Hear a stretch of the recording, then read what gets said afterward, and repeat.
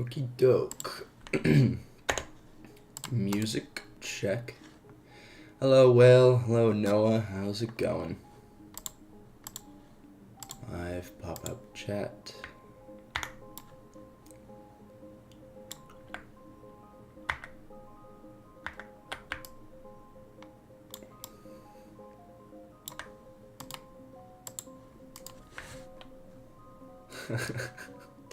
What's good, dumbass? How's it going?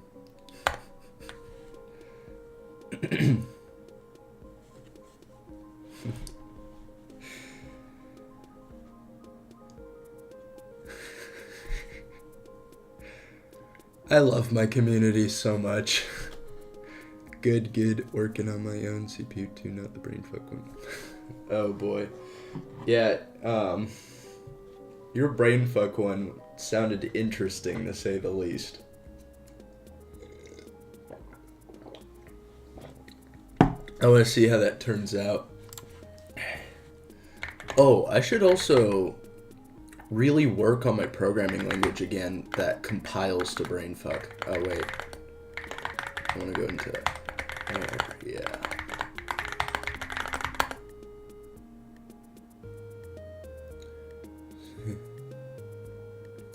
Yeah, dude, your poor choice of spending. You're saving up for a keyboard and you blew it on a desk mat.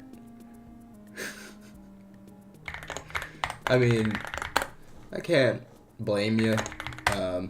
Like, we all make poor choices, but especially at young ages. But, you know, you should have saved up.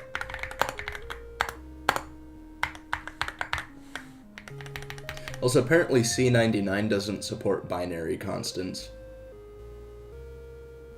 I hate web dev too, buddy. I hate it.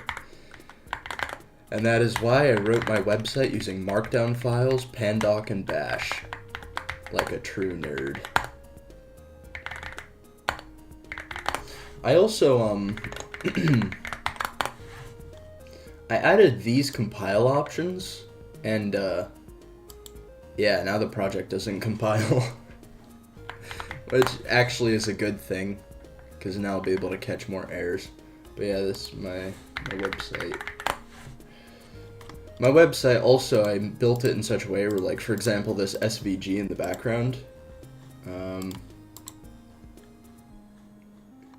This SVG, it's a mask. Can I actually get it to show up? Yeah, here we go.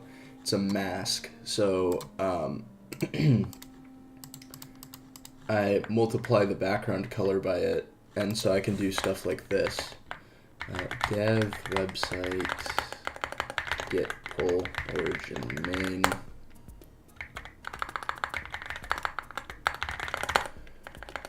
I can go into src style. Instead of Everforest medium dark, I could do something like solarized dark. And then I can make and home Jackson dev website out index.html, and boom, now my website's in solarized. Or like I could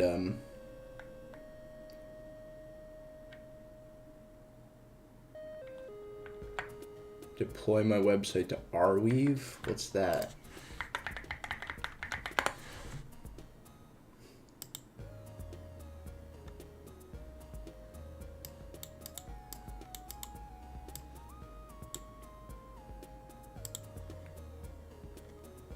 I mean,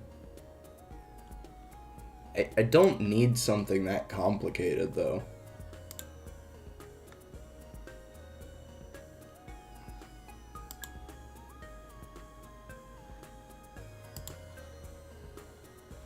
I can check it out, but...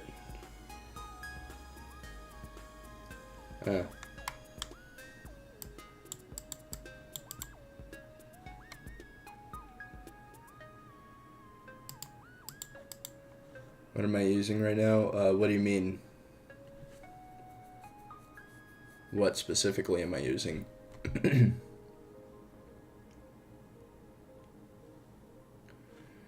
Oh, no, I'm using markdown files to build my website. I mean, I could look more into Arweave, but I don't know if I need something like that, to be honest. I don't know. Plus, I like how I can just push my changes to a Git repo, and then they show up on the web. So, I don't like doing stuff manually. Like, automation manually. Let's see, what other color schemes do I have? Per HTML. Themes. I've Everforest, I've Gruffbox, Rosepine, yeah. I guess I could go through all of them.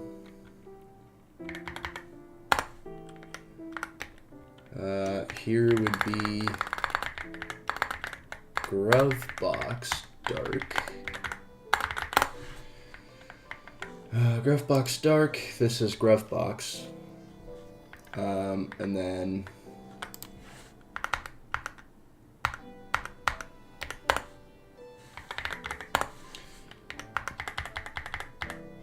Rosepine.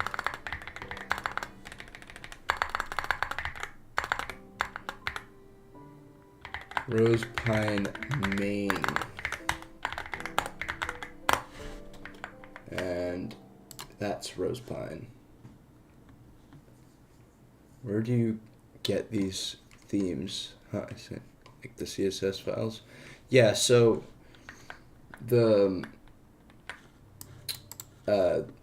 so I store all the themes in CSS files, and then I just import them into my main CSS file.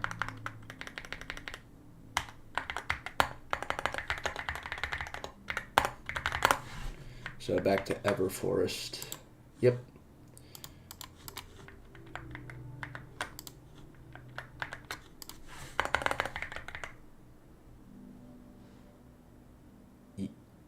What? Yeah, I just built CSS files with the colors in them. It's not that hard. CPU MMU translate. Okay, I need to write these functions now that it doesn't let me compile. Right, and I also need to CPU 487. 487. Right, this needs to be 1, 2, 3, so 3.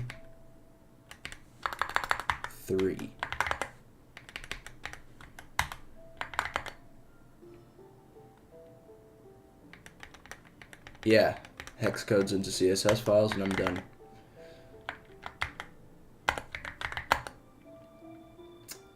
CTX load.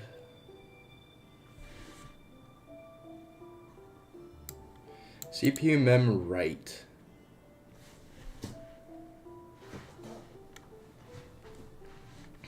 CPU mem read n bytes. CPU MMU translate. Unused parameter in bytes. I need to write this function to clear up the errors a little bit. CPU. Here we go.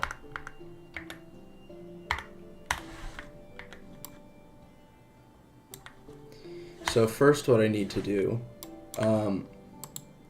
also I think my audio levels are better now because in my past streams you couldn't even hear the music.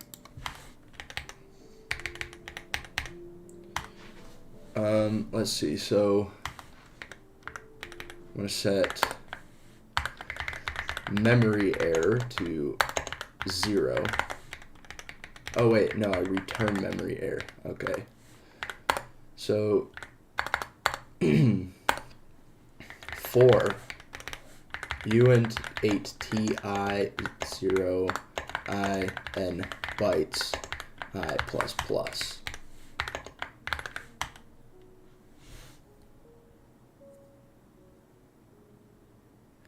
When installing systemd, is it necessary to install kernel or...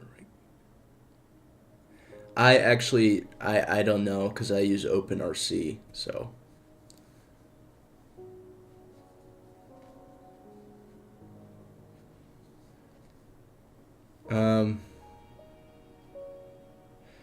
I personally like C99 because it is something that pretty much all compilers support, and it's the first version of C to really feel like modern C.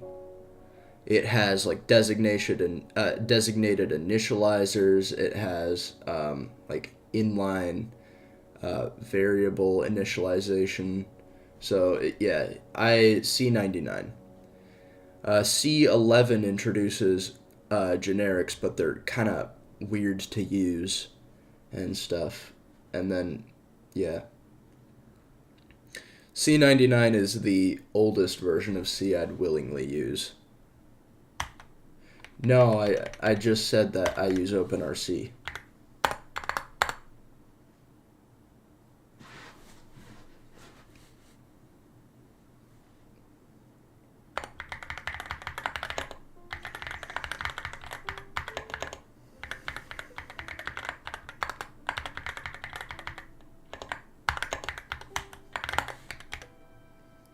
So I just realized this could actually end up casting in a weird way. I've seen it happen before, so I'm going to address T these.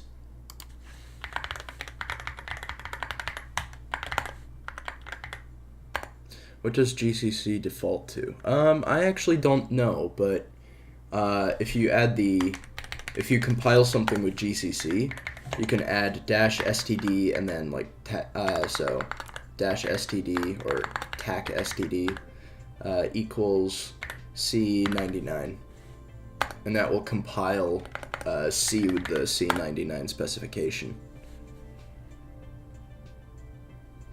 Now, I recommend the flags I recommend for compiling C. It's when you compile C, like for example my code.c, I recommend doing std, your C specification of choice, like C11 or C99, and then W all for all warnings, W extra for extra warnings, and then W error to turn those warnings into errors, because C treats things like functions not returning a value when they should like a warning, so you want those to be errors.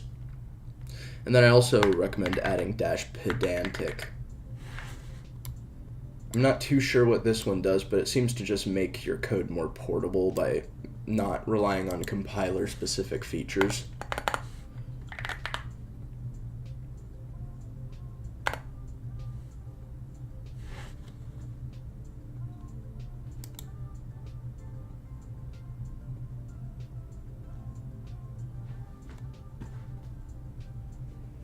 Oh, well, if you want optimization, then yeah. Yeah, the higher the number after O, the more optimized your code.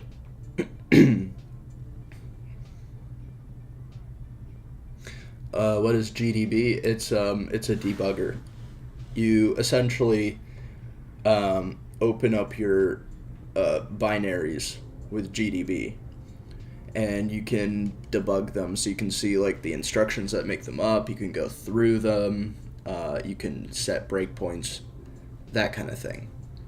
And fun fact, you can only do this with C, and I think also you need GCC to do this. But if you have a segmentation fault in your program and the core is dumped, you can take that core file and use GDB to figure out exactly where your program segfaulted. Yeah, and it's -capital. No, so -O is the output file. O, capital O, is the optimization levels, like O1, O2, O3. And some compilers even like go up O4, O5.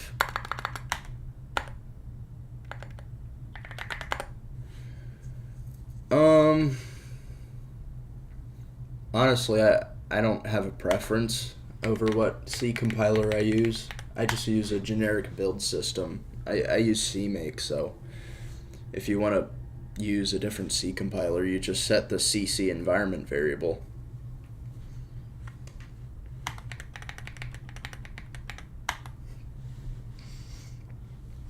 And I personally like GCC because it has options for using LLD for using GDB. Mason's fine, but it's written in Python, and it sort of, it's not as powerful as CMake. And also CMake is the standard.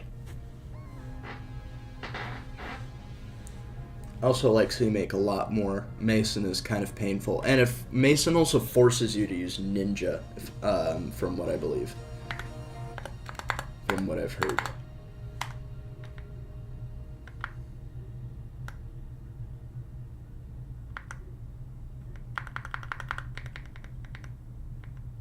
Muon.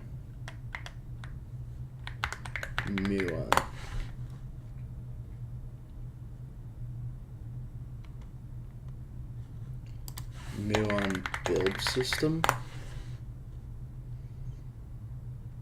Oh, that's cool. Okay, yeah, that's actually really cool.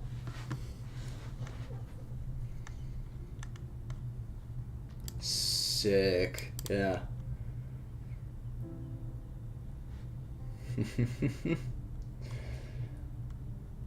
Yeah, now that's cool, but still the whole thing with Ninja stays.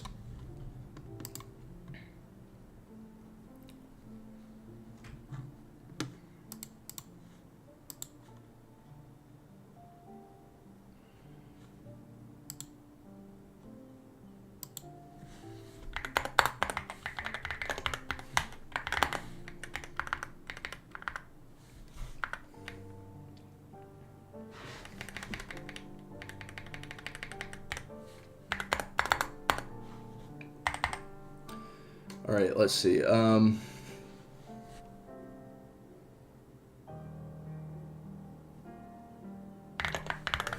Right, this is how, yeah. If big endian equals false.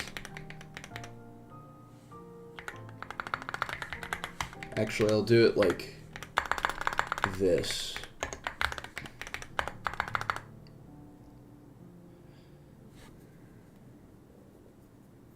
Yeah, I am listening to Minecraft music. Do you have a problem with it? C is great, but I want to move to Jai when it's out in stables. Yes, please only move to Jai once us normies can actually compile Jai code. Open source projects written in Jai? Fuck the what?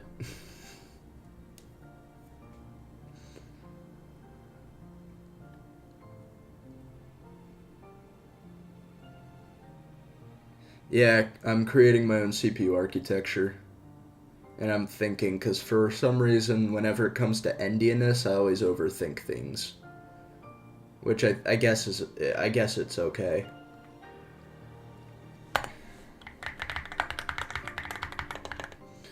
So write address.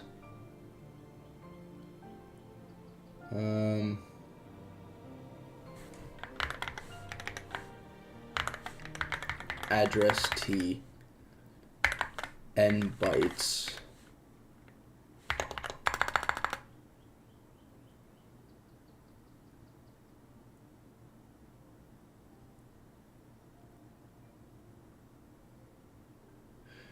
Oh, what the hell am I doing down here?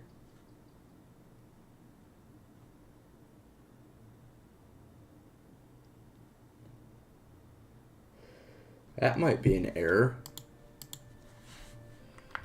Logical error. Okay, essentially what I want to do, I should say write address minus equals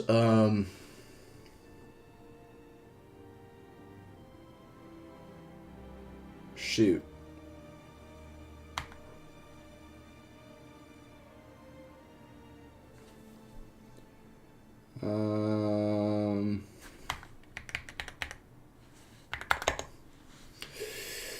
Write address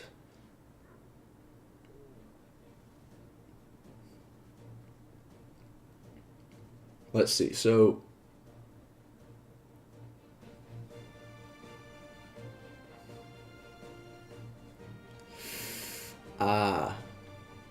okay, interesting. First off, I need to rewrite this.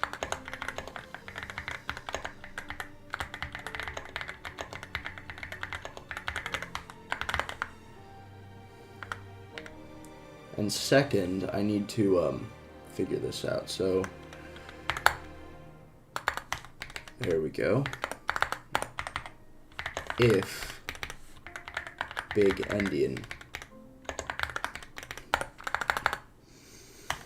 What I'm thinking is first I'm going to shift.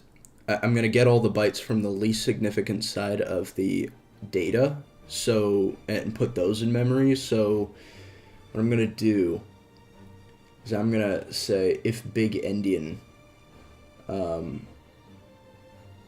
want to basically write from front to back as opposed to back to front. So write address equals address t n bytes minus I.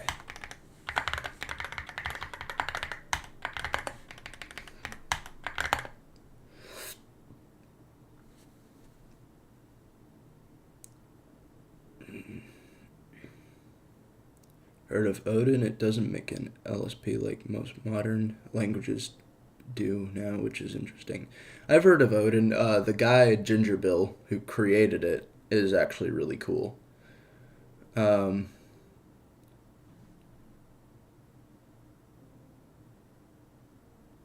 do you learn to do those things? Reading documents, falling white, or just writing shit till you learn it? Writing shit till you learn it. Literally writing stuff without knowing what the hell you're doing is the best way to learn stuff. Because then you know exactly what to research. See, if you're trying to learn a new programming language, you're going to like look up a whole YouTube series on how to program in that language. But what I do to learn a programming language in a single afternoon is I just start writing crap in it, and once I start writing it, I know exactly what to look up, how to declare variables in this language, how to declare functions, how to make structs, etc., etc. Obviously, I'll learn the very, very basics about its paradigm and stuff before I start programming in it, but other than that, it's kind of just writing stuff. Now, for concepts like parsers and CPU emulators and stuff, that is stuff where you do actually want to research stuff before you write it, because it's very hard to fix the bad code and complex stuff like that.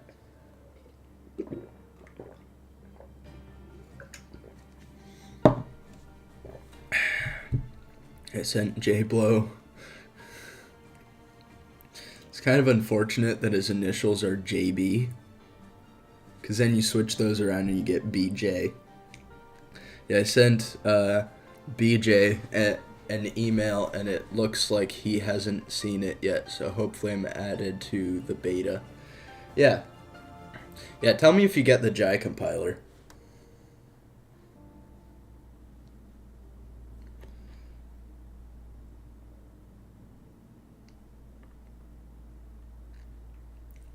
Write address.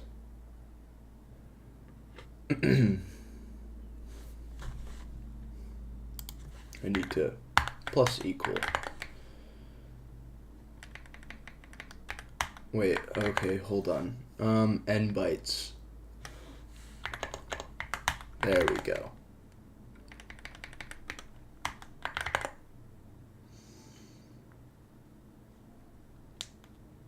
So n bytes minus 1. Let's say I'm writing 8 bytes. 7 bytes. Minus 0. So that would go to the very end of the memory chunk that I'm writing. And I just incrementally go back and back and back. Good. So that's if I'm writing big endian. Else, little endian, write address, is just address TI. I also want to rewrite this too, just to get out of the way. So read address, physical address. I'll do something similar.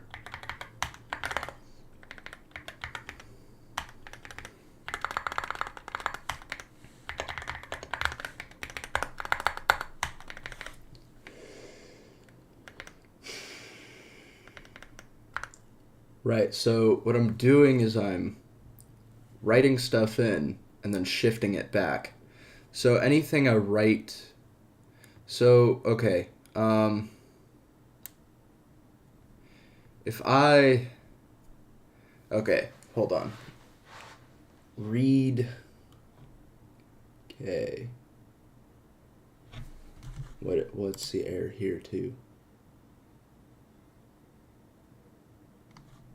Oh. See, this is why adding C compiler flags is useful. I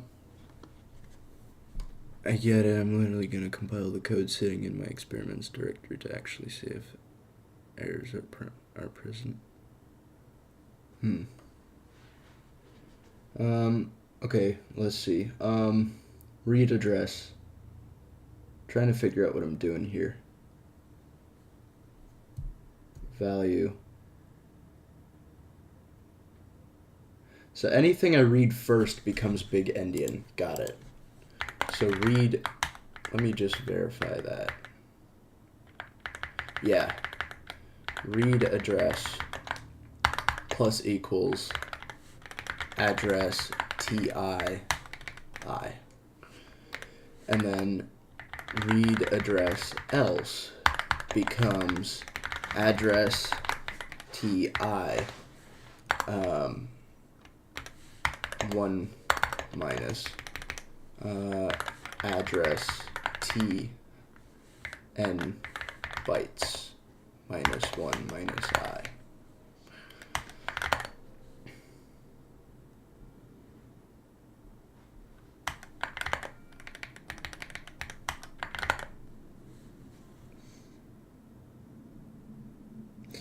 There are parts of the emulator that I still need to make sure work properly if the host system is big endian, but no, this will work.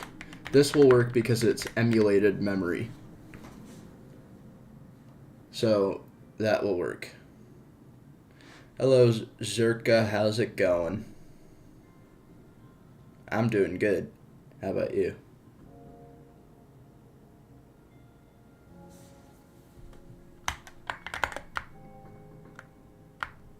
So I think that fixes that logical bug. Right, so big endian. Write address set but not used. Yeah.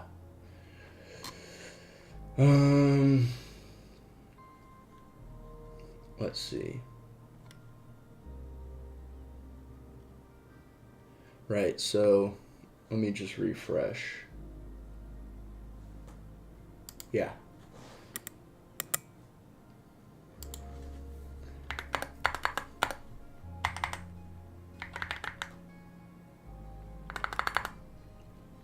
uint 8t byte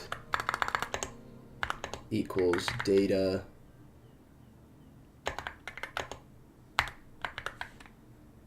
data I times 8.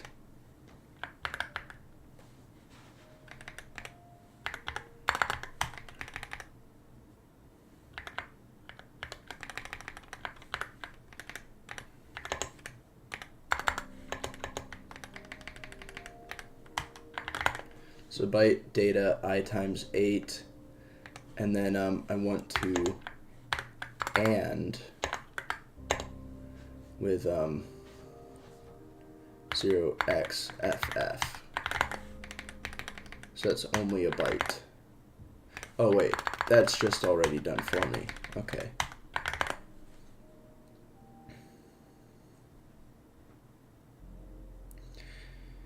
Yeah, I think Asilo has officially lost it.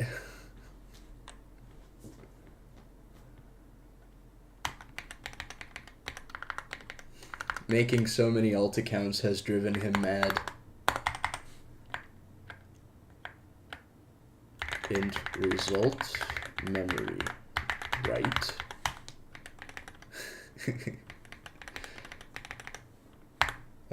Memory write address byte.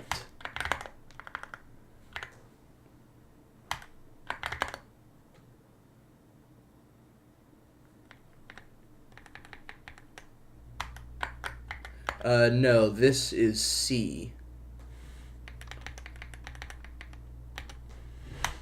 This is just normal C. C99 specifically.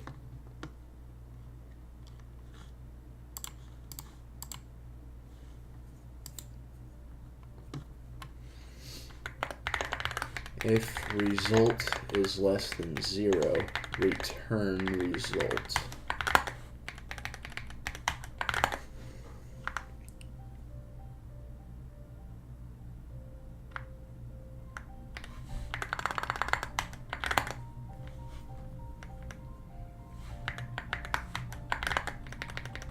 Okay, I think that's all the code needed for writing. And reading, is it... I just really want to make sure this is actually what it's doing, what I think it's doing. Value 8. So, okay, I'm shifting over the value. I'm putting in a byte. So anything I read in first becomes big endian on here. So whatever is first read in becomes the most significant byte. So read address, big endian. Okay, so yeah. Alright, I think this should work just fine. And yeah. See way less errors now. Static address MMU translate. Yep. What is this? Oh, unused function, okay. Wait. Yeah, alright.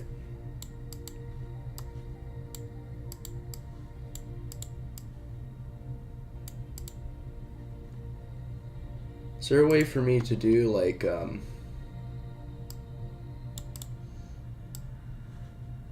if I copy this, can I do, CMake and then, add, just temporarily allow? Is that a thing I can do in C?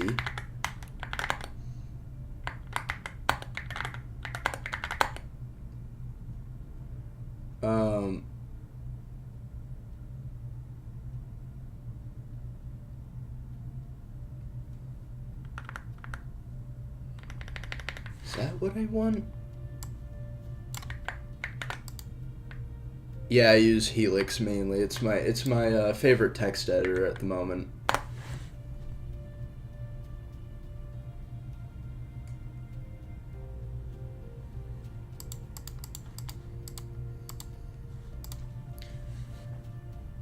Void the functions for now. Yeah, I want to just ignore unused functions for now.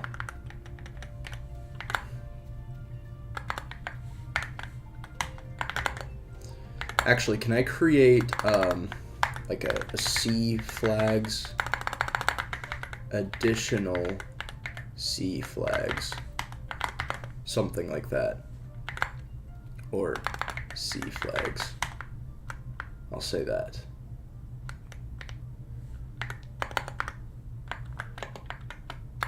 C flags. Set C flags.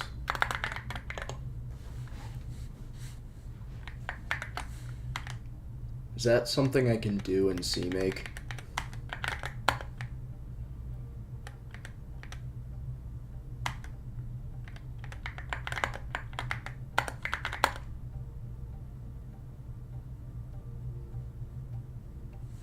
Now, unused parameters, that is something I'm going to keep for now. VS Code, soy code. Yeah. CPU MMU translate.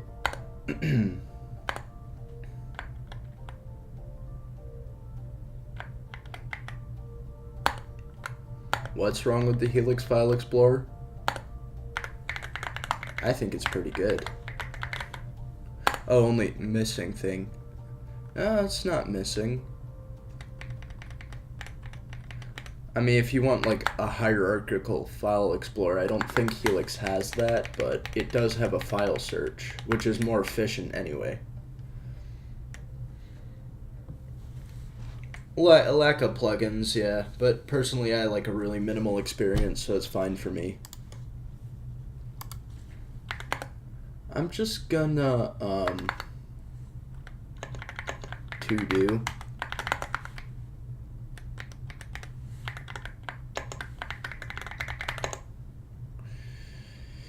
implement MMU address translation.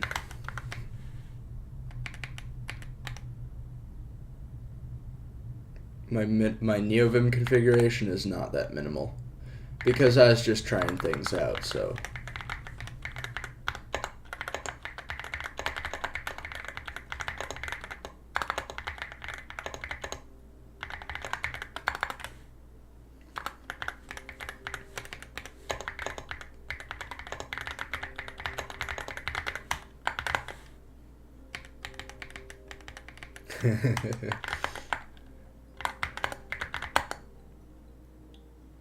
Ooh. What the heck is that all about? Because I do use that, so. Oh shit. What? Special register sizes.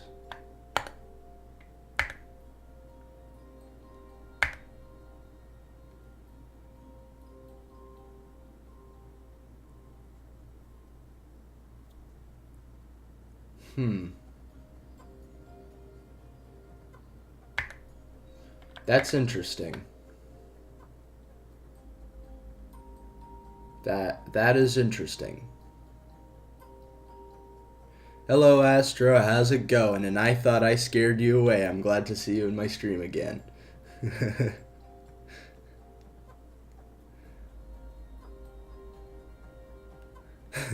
The greater the mass, the greater the... Oh my god.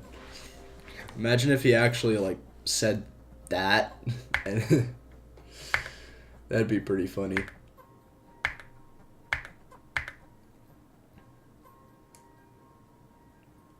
See, this is why I don't understand this, because I am getting register size in bytes and stuff. So why is it saying that this is unused?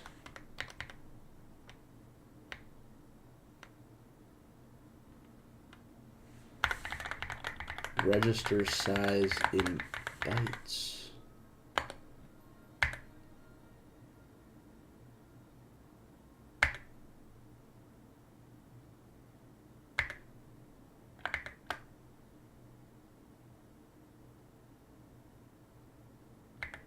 Huh.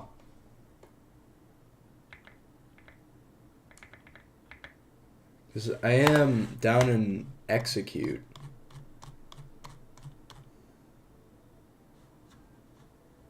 Ah. I guess not.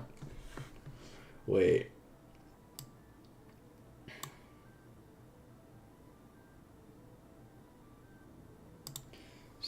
CPU upload mem. CPU upload mem. Clean up status. Register PTR get sub register PTR is valid parent register. dref uint t2. Oh. Okay, so get sub register PTR.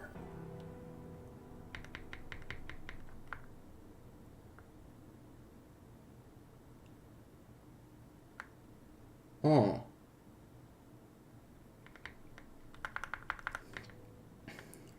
Sub PTR size. I should actually see, this is why adding C flags is so good. It's because I'm catching all these random logic errors that I would have never have gotten before. Sub PTR size of. See, I'm assuming that all registers, like all parent registers, are just 8 bytes, but that's not the case. I need to, if a special register, I need to say, sub ptr.size is equal to special register sizes, and then cp reg id. cp reg id. So I have C flags that are, so the error, so what C flag is this? The error is that I had an unused declared constant. I was trying to figure out why it kept saying that constant was unused. And then I found a place where I should have actually used the constant. So, yeah, C basically saved my ass by telling me that I'm not using something I declared.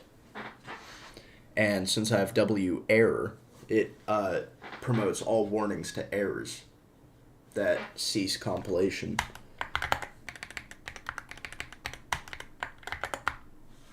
Now, is there anything else I need to set? Okay, that looks like it's it. Oh, pointer. Shoot, yeah.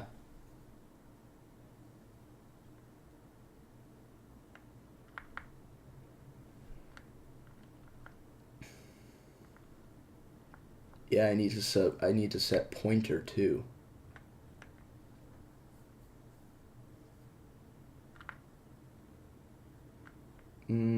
Actually, wait, no, it is set. Okay, that's fine.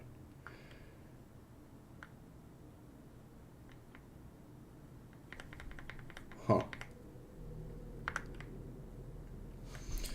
Okay, so what? Oh, what?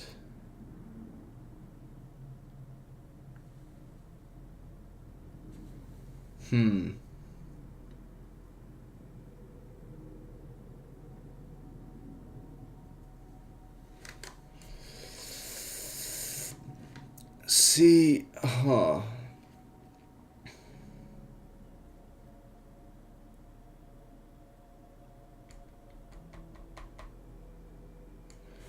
I guess the way I'd fix this is by putting,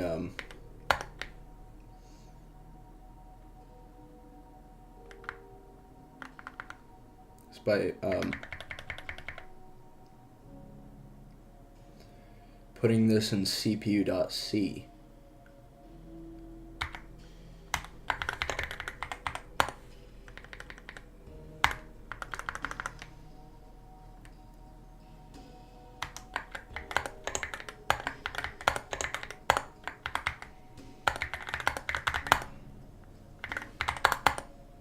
Yeah, see, now it compiles.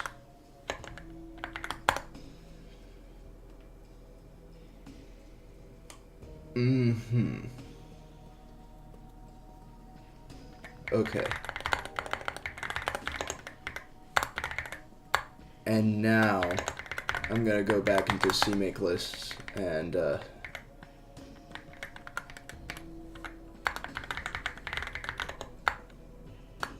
extra C flags, EC flags.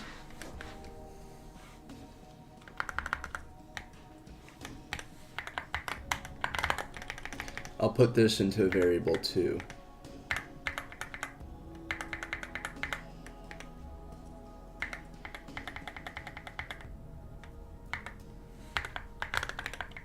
C flags.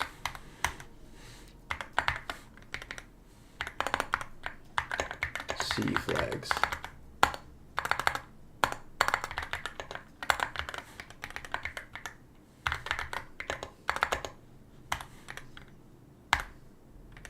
There we go. So that's C flags. And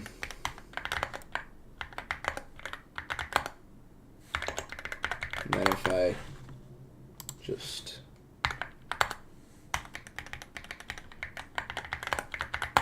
yep, okay.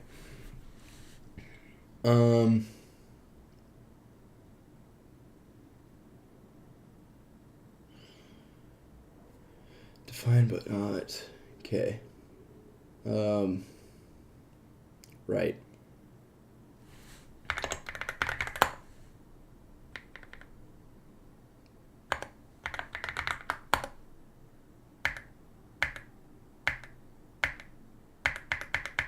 Okay, wow, I do not have that many to-dos, so that's good.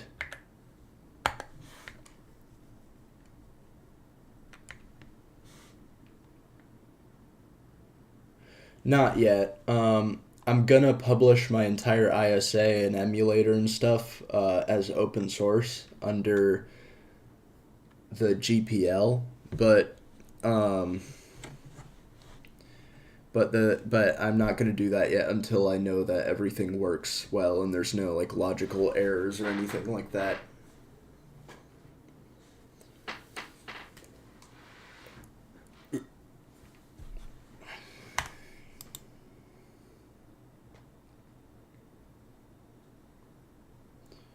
Load.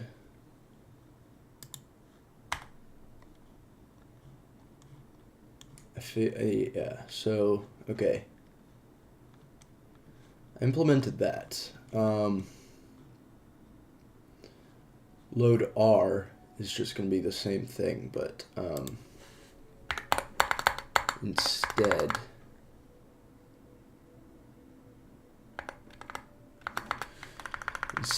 it's going to be gotten, the address is going to be gotten from a register.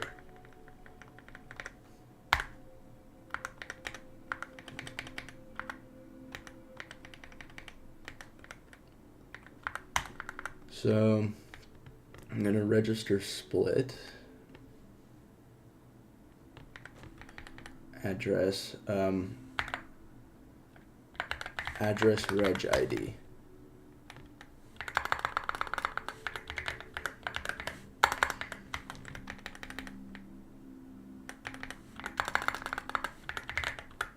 uint8t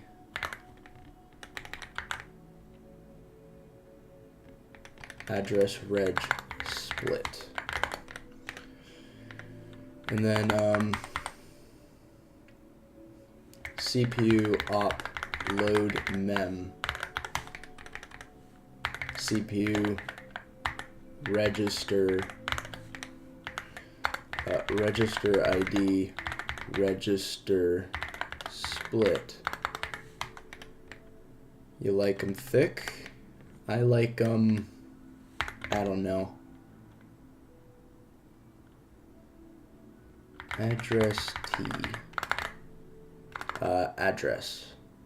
Yeah, I'll just call it address. Memory error. I'll copy that. And address T will be, what function do I use to transform this? Like getting values out of registers, sub-registers. Value deref uint nt to pow, yeah, oh, okay, yeah. Get sub-register ptr, yep.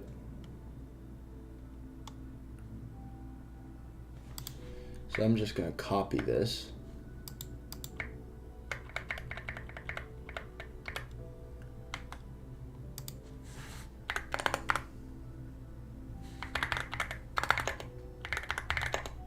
Static inline,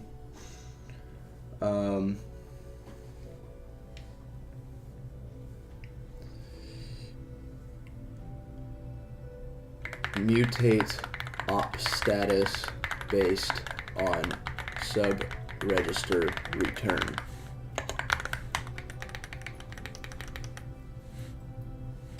Yeah, okay. I want to do operation status restrict op status and sub register pointer sub ptr. I started learning C++.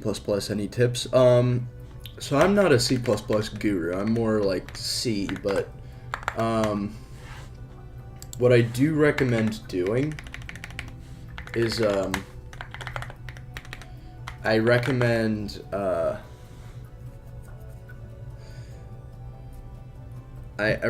so I have a video on my channel that will teach you how to effectively learn any programming language in as fast as possible. And it's the method that I use, and I'm able to learn new languages in like a single afternoon. So this. I recommend watching this, and it will just tell you it's it's language agnostic. Any tips though? Try not to use too many C++ paradigms, I guess, because C++ is fast because it's compiled. C++ though is also bloated and very slow compared to other compiled languages. What I do is when I write C++, I write C-style C++. So I use C-style pointers. I try not to use classes. As much, unless I actually need destructors. And yeah, so yeah. Glow PKG's manager. I wish. I'm doomed. I mean,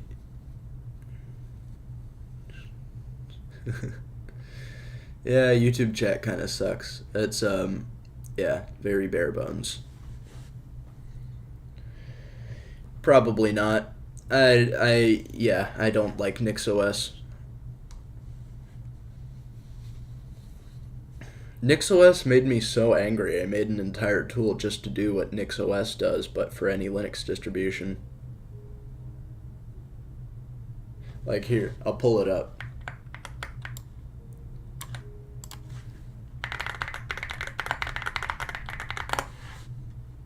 Rebus.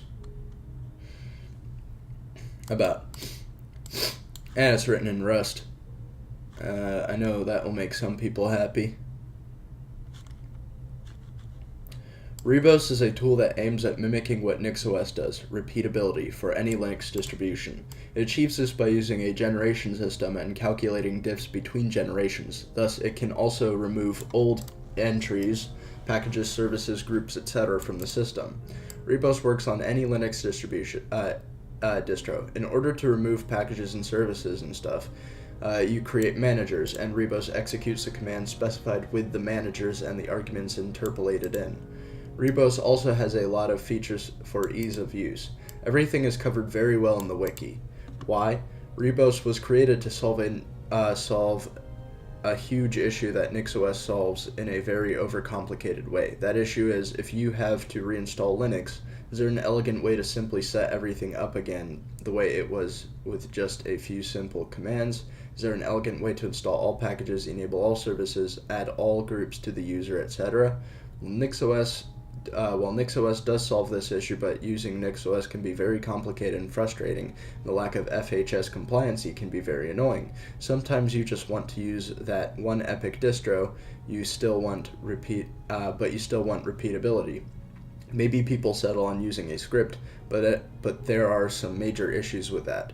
Those issues being that scripts are only for a single time, so syncing changes across multiple machines with each other is out of the question, and scripts not having an elegant way to remove packages and services, etc. This is why something like Rebos is a great solution. It is simple enough to be a standalone application that works on any distro, but complex enough to be an elegant solution. And then you can install it, have closing words, and yeah. My Rebos configuration, it's a bit complicated since I use multiple distributions with Rebos, but yeah. So the way my Rebos configuration is laid out is you have to link one of the specific configs in here out to your main Rebos config. So if you create a new Rebos config, it will look like one of these. So like, for example, here's my gen2 configuration. I have my gen.toml, right? Import other toml files just to clean things up a little bit, keep them organized. I have my system packages, my cargo crates, and my flatpaks.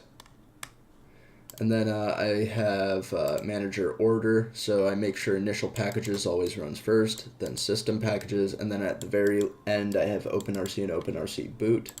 I also have my imports where I just put other things specific to something. So like, for example, here's where I put everything specific to portage, or app image dependencies, or initial packages, just to bootstrap my configuration, Wayland apps, or Rice's hyperland.toml.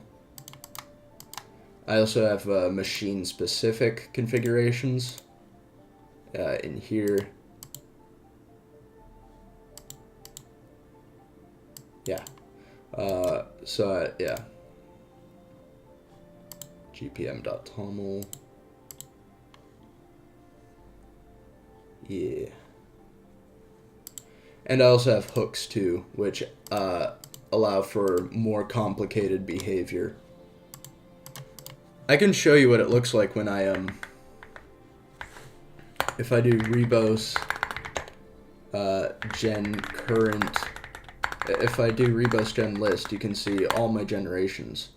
And if I do rebos, for example, gen diff 4454, boom, you can see everything that's different between those two generations. I could also do like in reverse,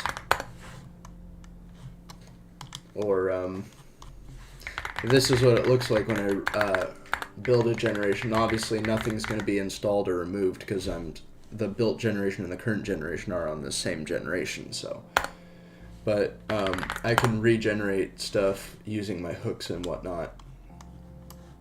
So overwrite files.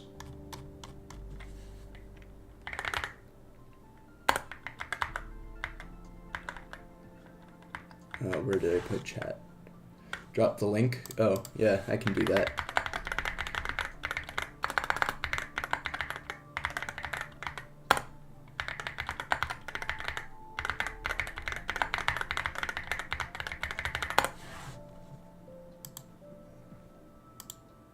No problem. Yeah, so they're all valid. Good. And yeah, if you want an easy way to install it, it's on crates.io too. So you just do cargo install rebos, and then you got it.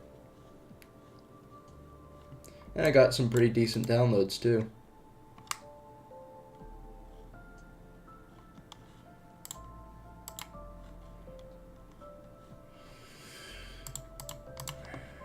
We don't talk about the dependencies, though. And again, that's just Rust.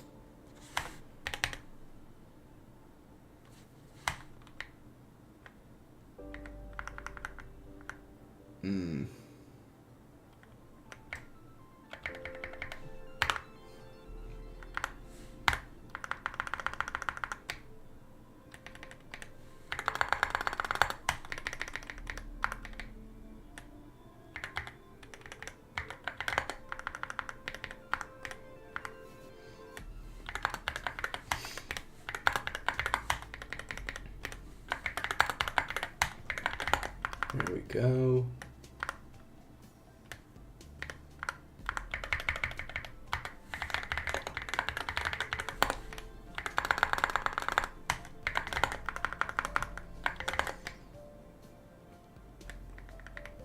I just realized that that's not necessary. There we go. Actually, I will do something bool.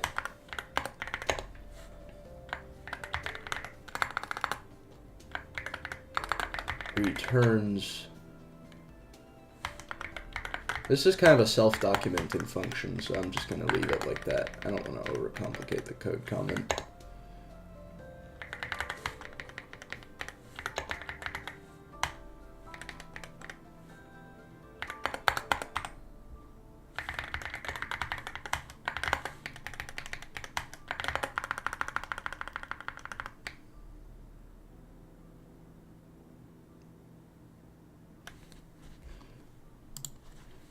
I'm also going to clean this up a little bit, like that.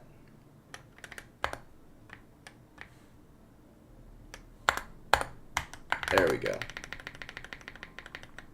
Okay, fine, I'll write a code comment. Mutates an operation status by checking if a sub-register pointer is invalid. If it is, the operation status will be set with hardware interrupts and what not.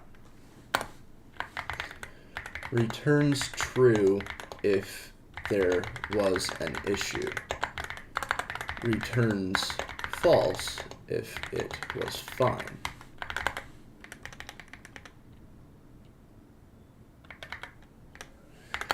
Returns true if a mutation did in fact happen. Returns false if nothing was done.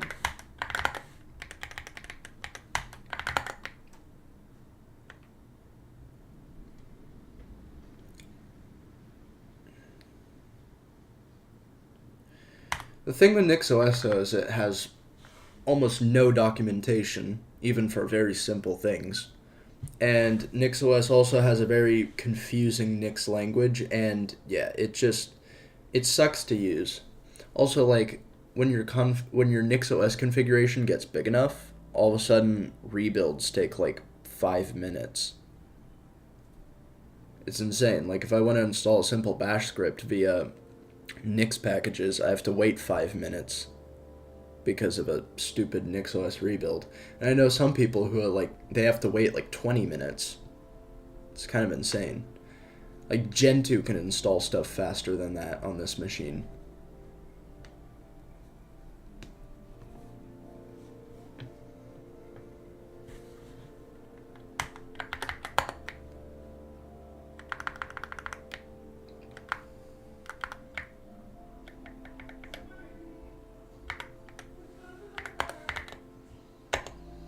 If mutate op status based on subregister pointer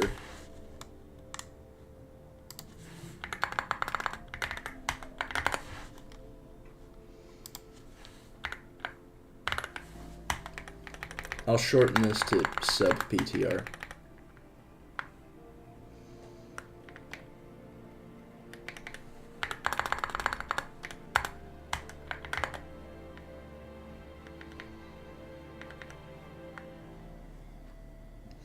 Yeah, I mean, the NixOS documentations were so bad from day one that you just can't recover from that. Like, there's so much going on in that ecosystem that fixing the documentation is basically going to be impossible.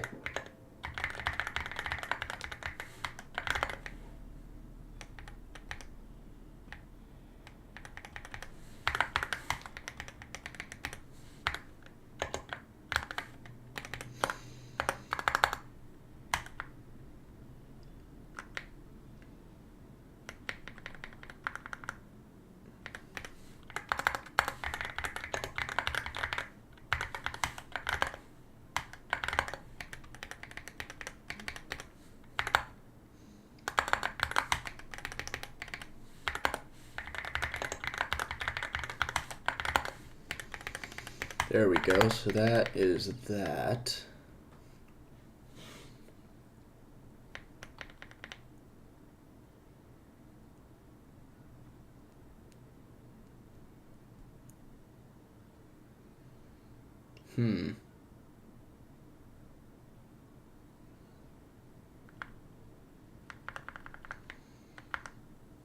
I'll make another function, static operation status, CPU op read reg.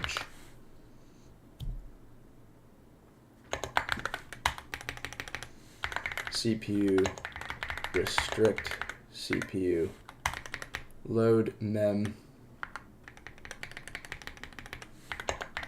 register CPU reg.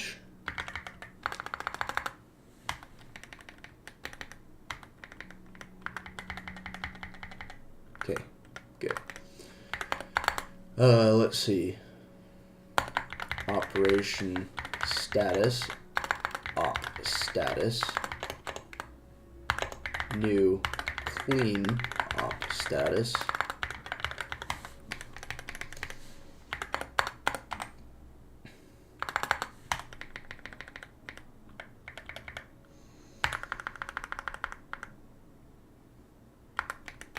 How do I focus? Streaming and music.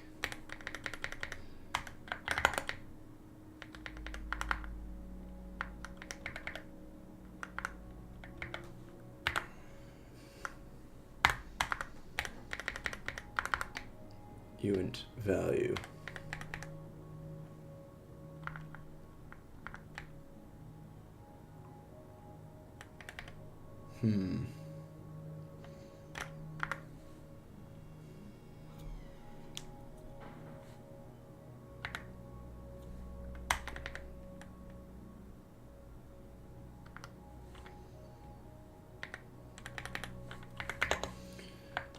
Operation status, restrict status, op status.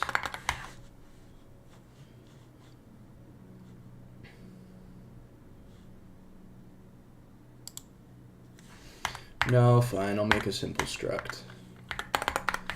Type def struct CPU operation read reg return.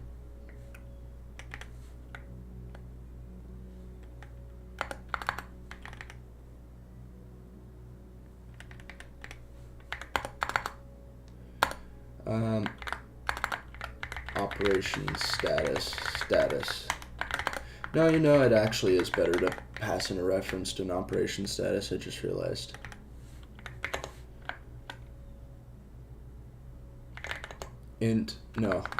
Operation status restrict op status. Now we'll move that back. There we go.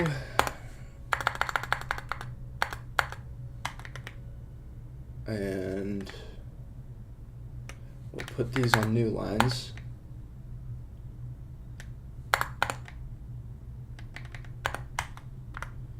There we go.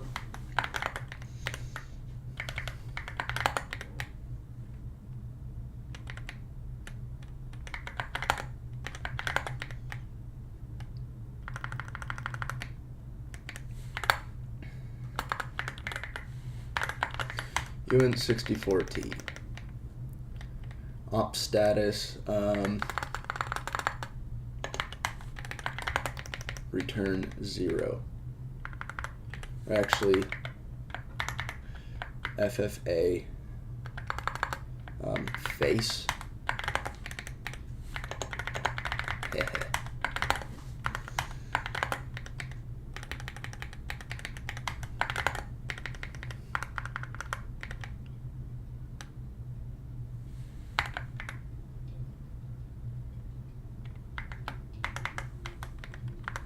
Ball face. Yeah, and this will give me a warning if it's too big, right? No. 1, 2, 3, 4. Oh, right. Yeah, now it gives me a warning.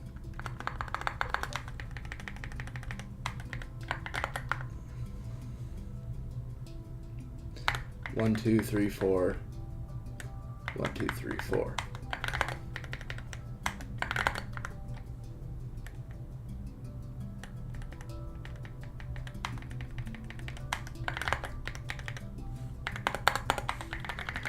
Return value. So actually I could replace all of this.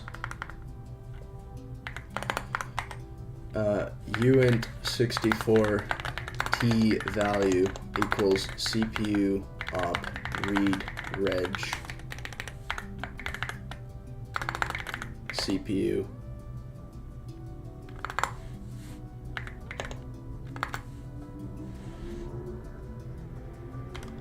I think I can make this const, right?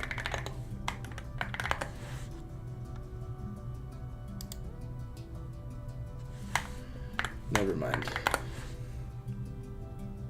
Yep, you're hearing Minecraft music. Also, welcome, Stream Cliper.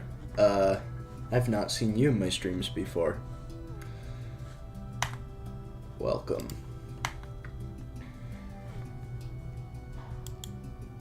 Do do dee do. Do do do.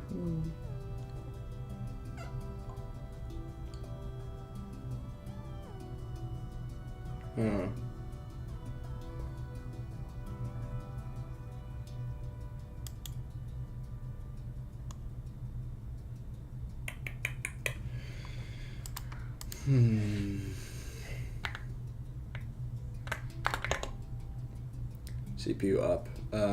I need op status to get passed in, and CPU reg.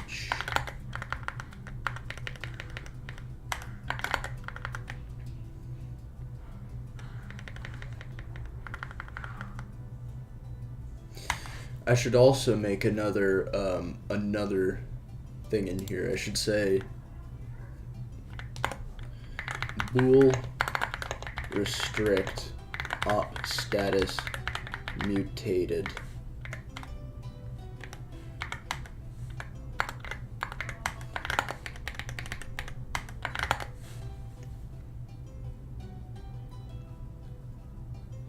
Yeah, cool. Yeah, YouTube seems to be promoting my streams more since I consistently stream versus upload videos. Yeah, so if you want to learn programming, this is actually a pretty good way. It's just to watch people program. It's not as efficient as trying to program yourself, but it does help. And you do end up learning some very interesting, very useful little tidbits of information. So, it's good.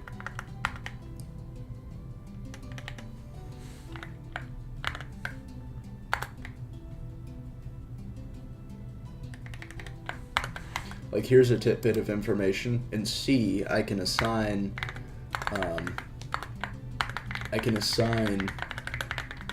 this to this variable and then see what the value in that variable is, all by just inlining this.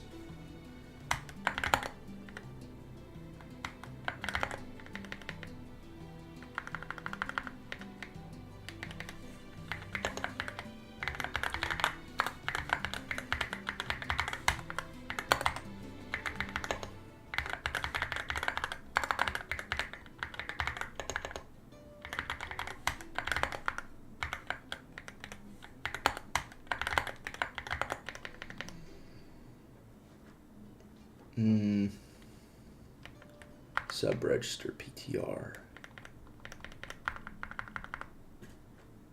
See, now I can simply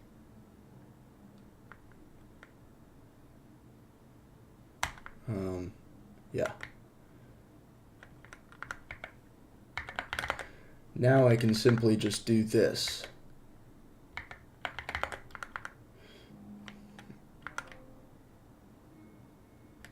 I guess I do also need to get the subregister pointer.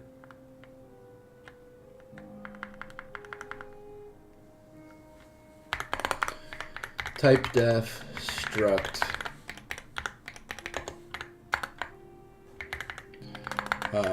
op read reg return.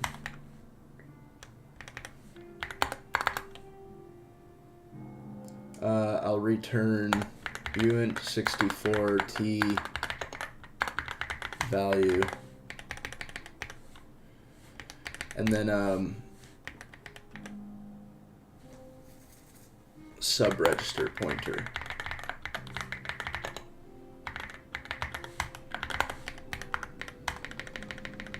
So instead of returning a uint64t, I will return op read reg return.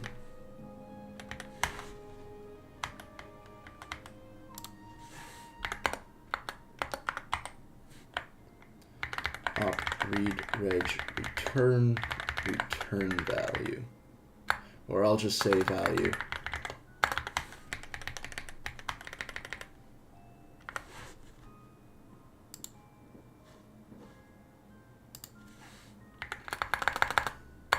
Value dot value.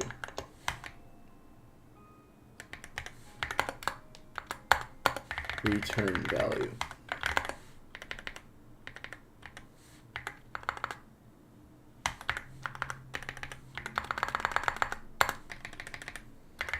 Value.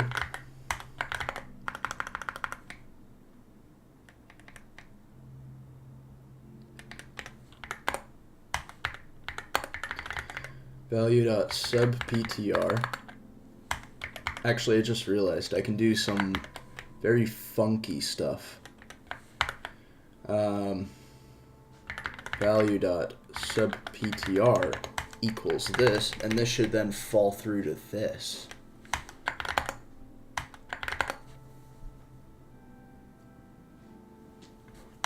Yeah. Sweet. I love C, like, I love that C can just do stuff like this.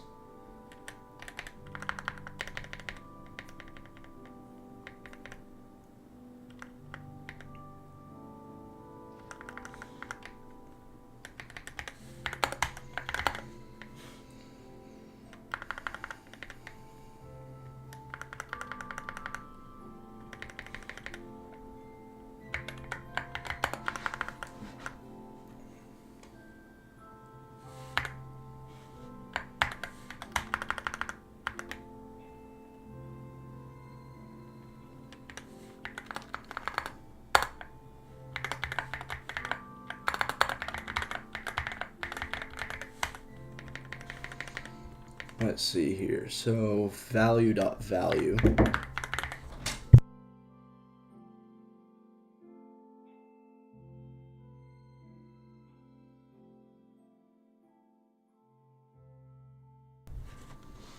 I'm gonna have to go outside here soon for a walk, touch some grass. CPU flags.big. Subregister pointer size. So value dot sub ptr dot size.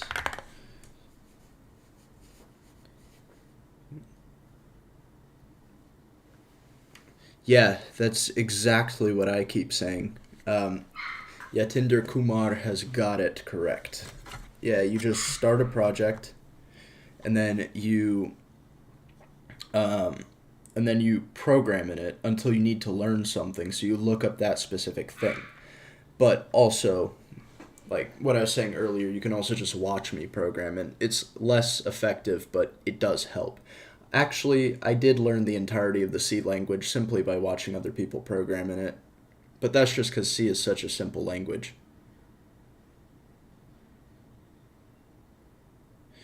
I guess you like this because, I don't know. Maybe you just like hearing me talk and write stuff, and you like the colors on my screen, and you like my keyboard. Ah, yes, Rust. It's fun. It's a fun language. I like it a lot, but now that I know so much about how things like CPUs work, Rust kind of just gets in the way.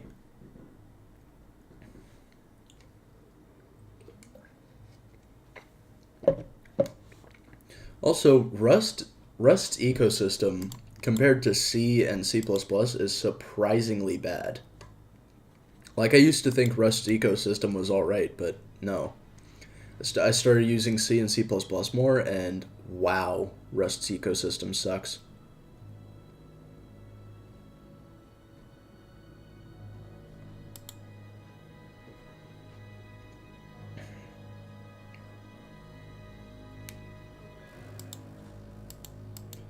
Value CPU op read reg.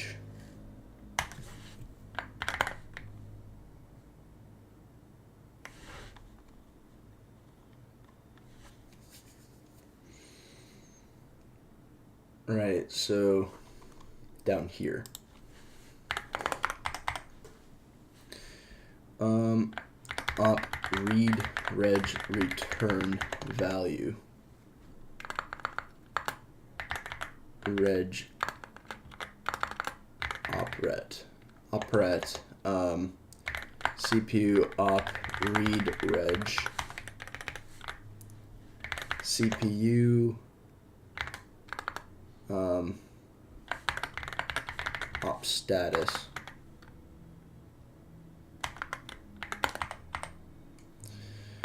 operation status op status new clean op status.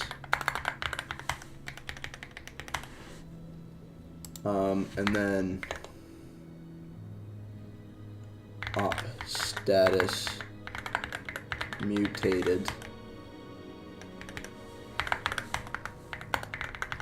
op status mutated false. And then CPU reg.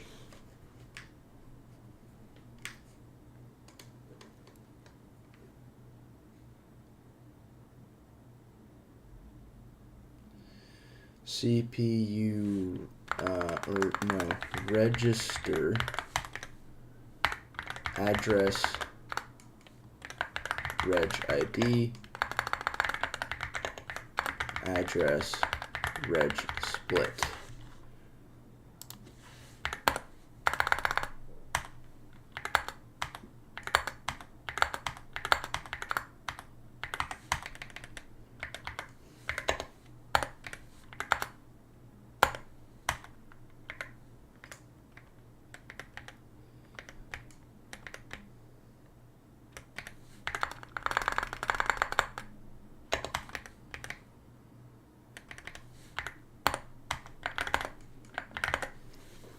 I'm using it for web. It doesn't seem lacking till now, but let's see. Oh, Rust for web dev. What the heck? Okay, that sounds very strange. Honestly, C for web dev is a thing. It's actually quite healthy too, since a lot of C compilers just support compiling to WASM.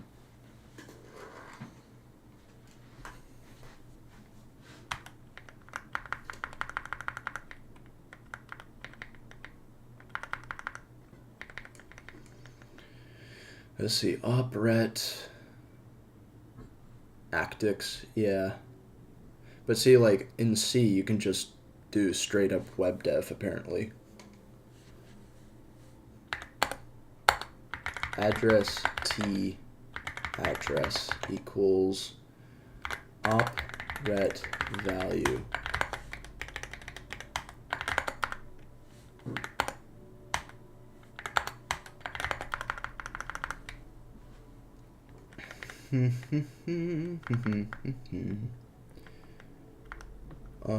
And I want to if op status mutated to do handle operations status mutation. Hardware interrupts. I also need to add this to up here, and I think for safety what I'm going to do is something similar.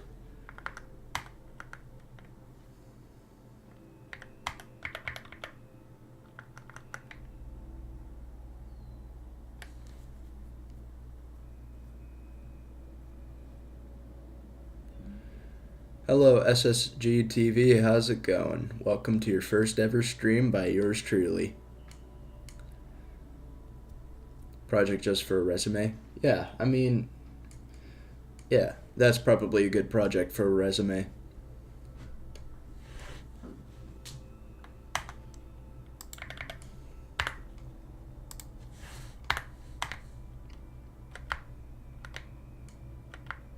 Op status mutated. Okay, time to format this to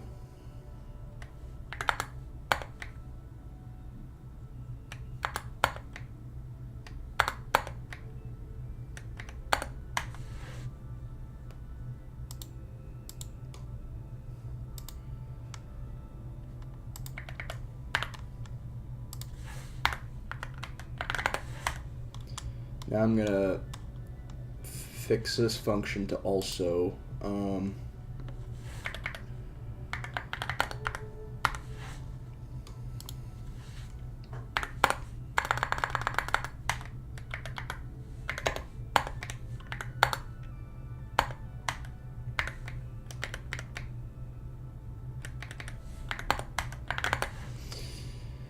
then I'm gonna get this and put it here.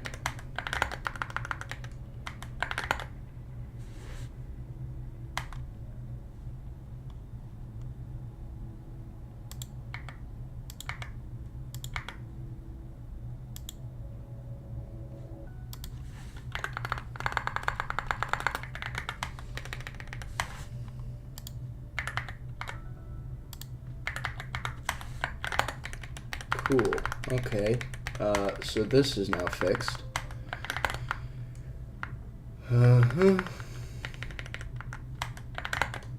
Right. 766. What do you mean? Aha. Yeah.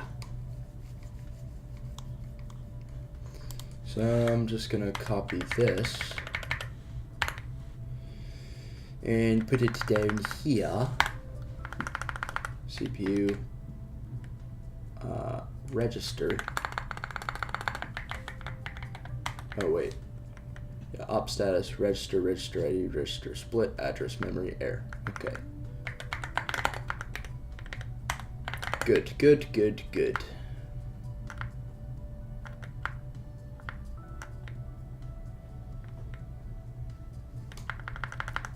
Load I is easy. That's just yeah.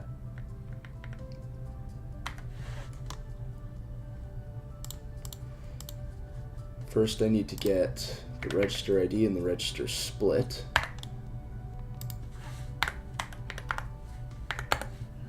And then I need to get uint64t data instruction get arg uint Oca64T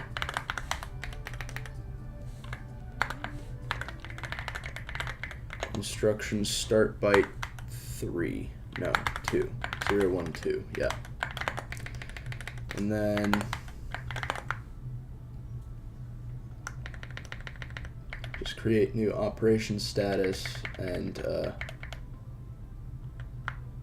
write reg instead.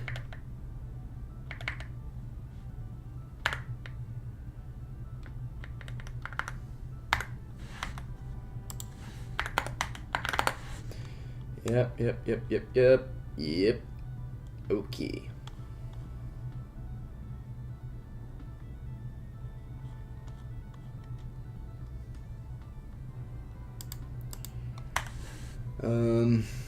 Handle operation status mutation, hardware interrupts.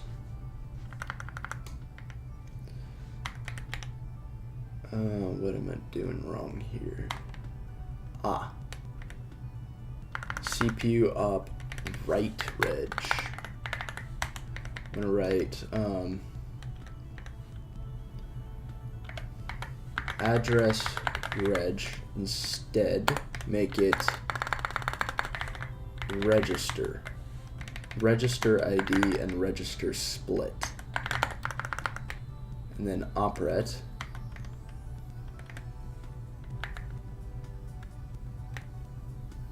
register op write reg return.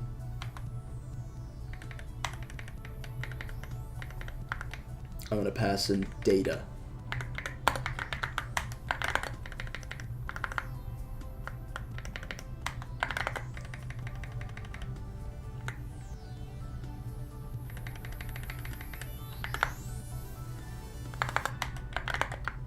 Okay, yep.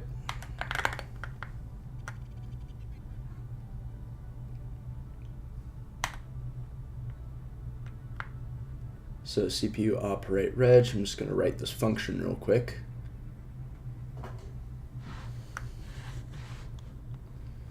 CPU op read reg, and then I want static subregister. Okay, fine, I'll create another structure. Op write reg return CPU op write reg.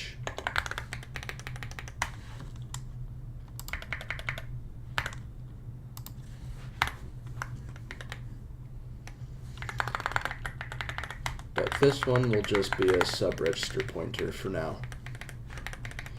And then I need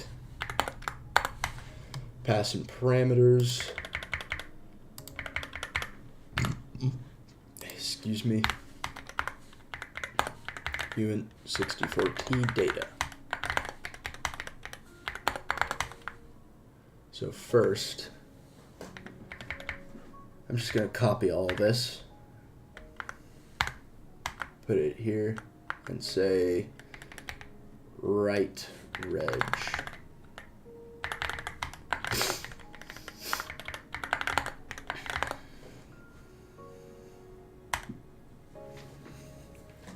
Subregister PTR, value, oh, I need to,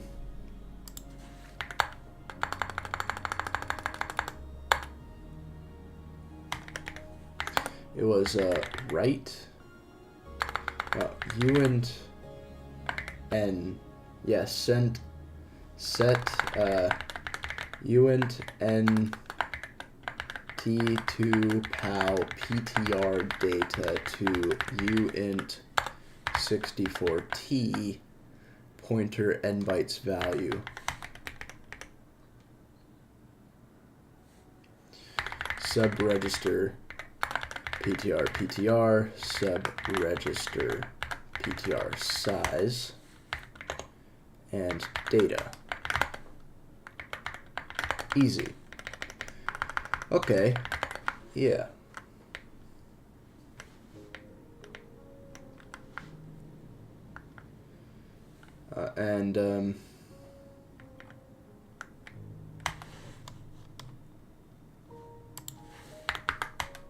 Okay, yep. Good. Uh-huh. And load R, load I.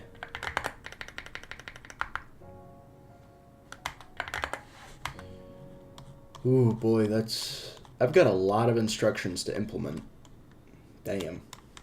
And this file's already, like, past 1,000 lines. It's exactly 1,000 lines. It's exactly 1,100 lines long. 1,100.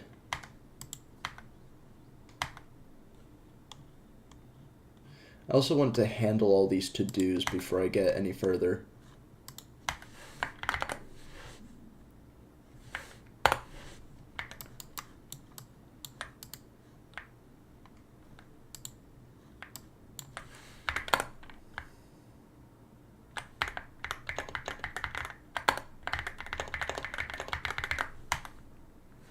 Alright, I'm gonna go for that quick walk. Hold on. Just listen to the music and enjoy, I guess.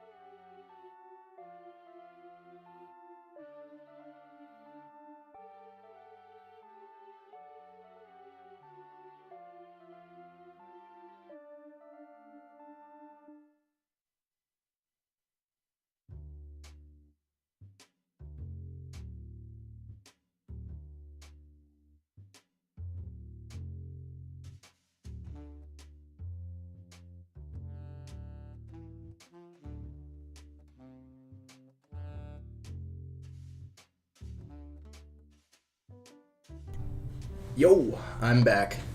Sorry it took so long. Shoot, how long did it take, actually?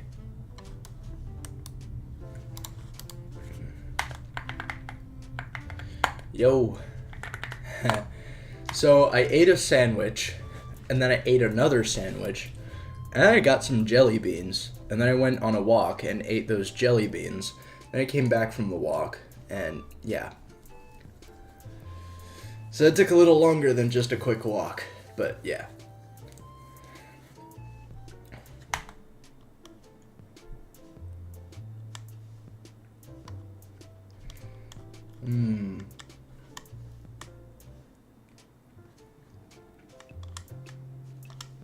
Okay, I'm gonna handle all these interrupts. Because I really should be handling those.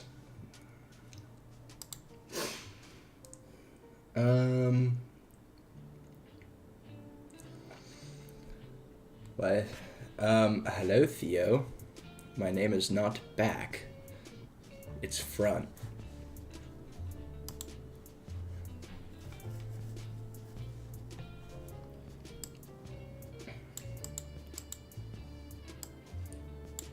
Cycles pre...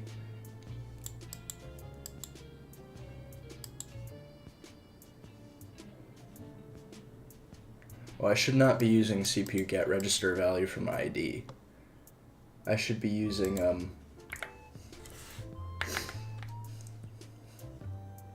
reg split.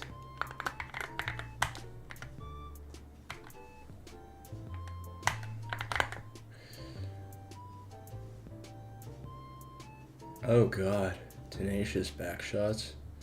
Jeez. I wonder how YouTube's gonna react to that. Writing a compiler, how's it going? Writing a compiler is a lot of fun.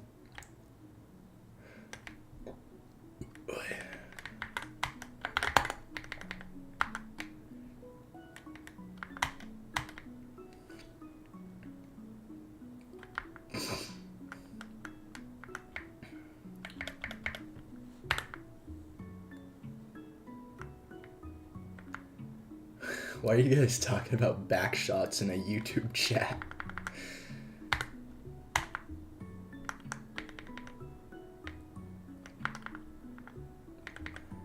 Register ID, address, reg.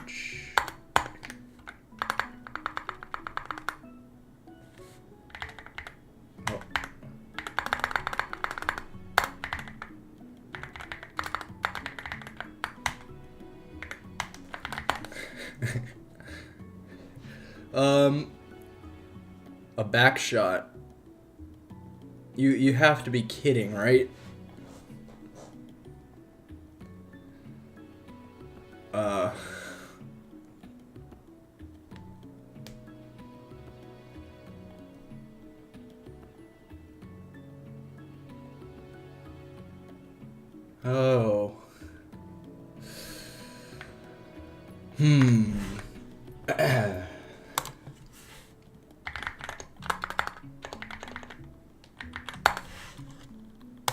I don't want that in my browsing history.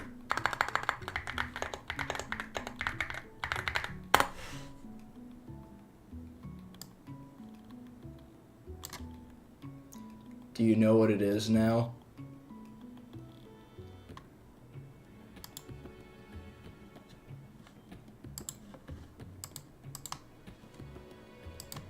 Do you know what it is now?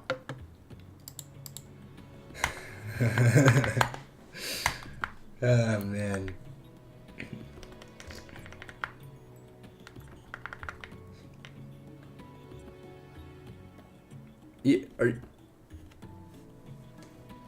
Okay, fine. A backshot is when you, screw...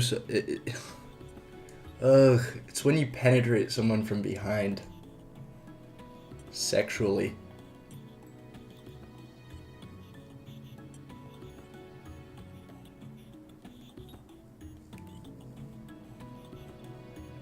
Now do you get it?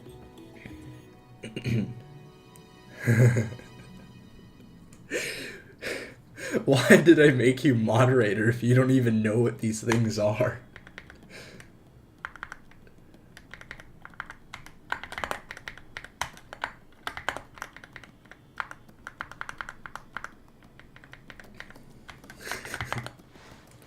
Like, you're 22, right? Like, you're an adult. Yeah, we're friends, that's true.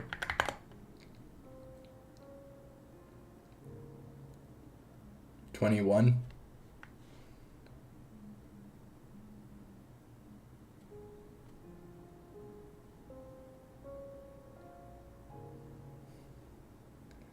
Oh, okay.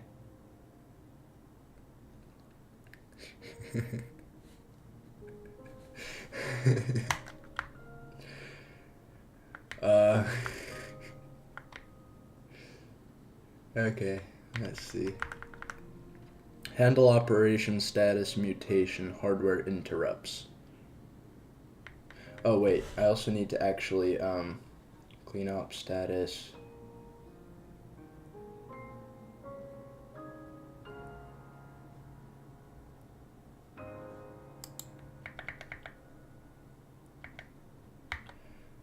I can just go straight operate value. Okay, cool.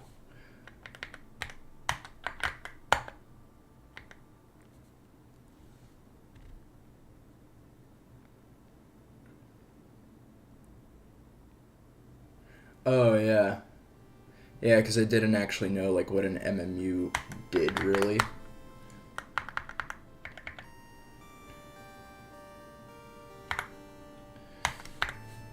Oh, Minecraft music is so good.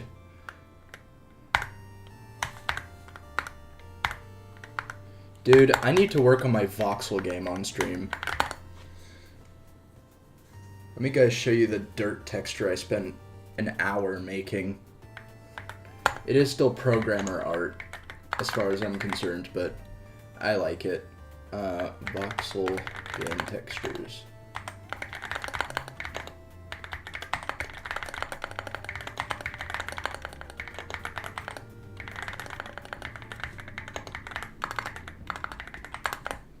Oh.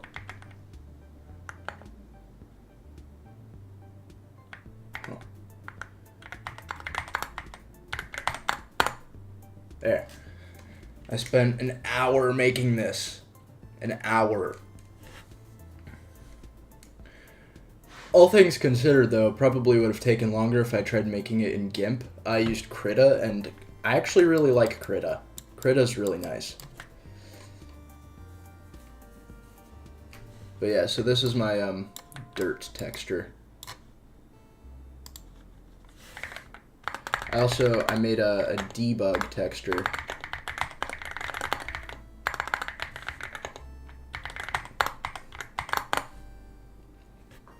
Which is also very simple, but yeah. Just use the Krita gradient tool. And then I also have, I'm gonna do something, the way I'm gonna handle models is similar to Minecraft. I'm gonna have, so I have inheritance implemented in my theoretical models. So I have my base model for blocks. And it just, you have an interface, and then you have your properties, and it gets a value from the interface, and then your cubes, and it gets values from the interface, and then I have things like the dirt block, which derive that model and implement everything in the interface.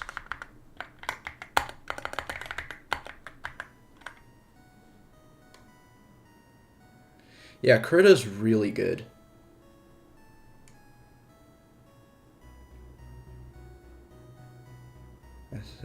Anyways, I'll stop distracting.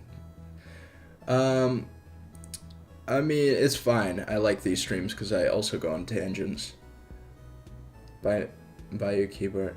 Dude, you just have to learn how to save up for a keyboard instead of blowing your money when you're trying to save it up. Not gonna... You bought a desk mat even though you're saving up for a keyboard. Bruh.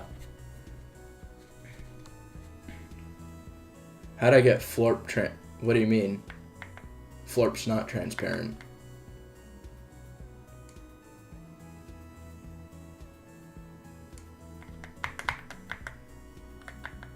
I don't like my browsers transparent, so.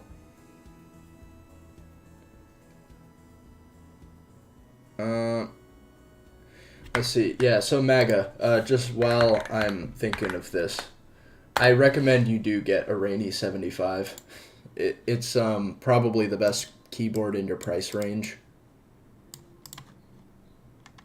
Like, all the other keyboards you sent me have problems, and trust me, I've been looking into this for quite a while, and the Rainy is one of those. The Sea-Doo used to be one of those, and that like doubled in price.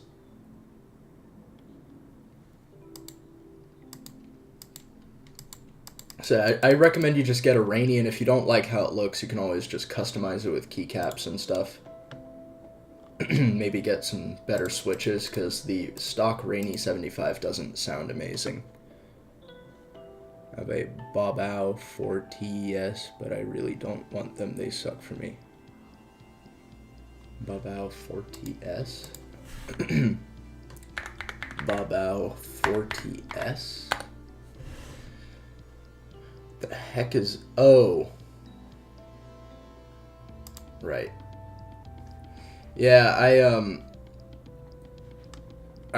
someone like switched out their keyboard switches on the Rainy 75 with Oil King switches, and those sounded really good. Let's see if I can find...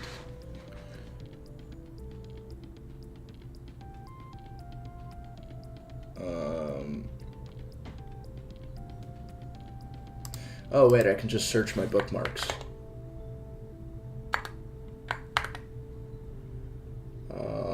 Oil... these things. They sound really good.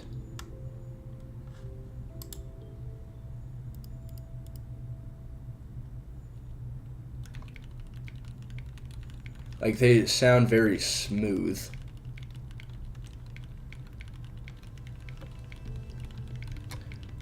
There's also these.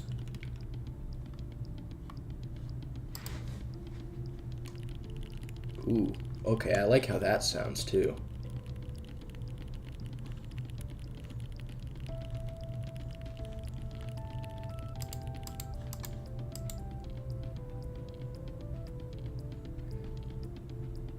Yeah, Florp is awesome.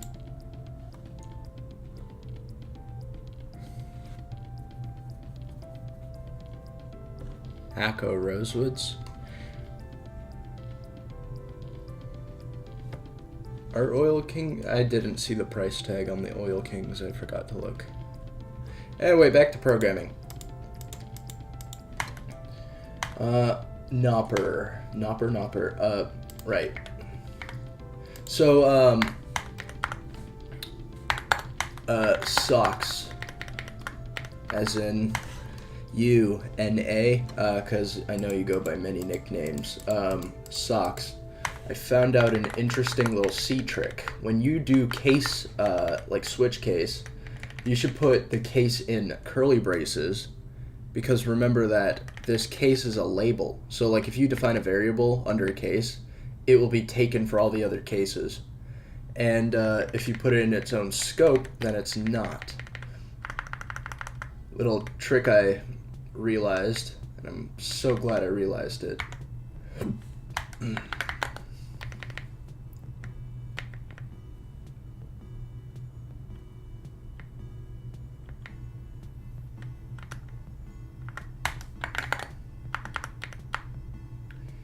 Now, how will I handle interrupts like these ones?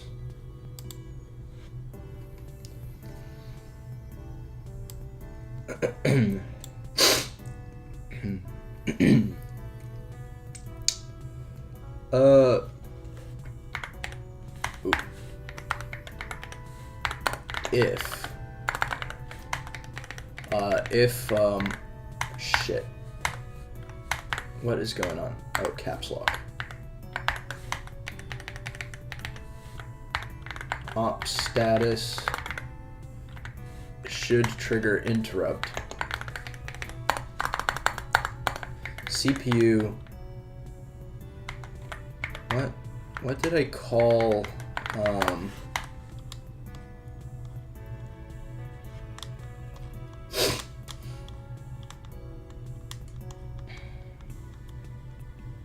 CPU advance, process memory error as CPU, trigger hardware interrupt. Now what does this function do again though?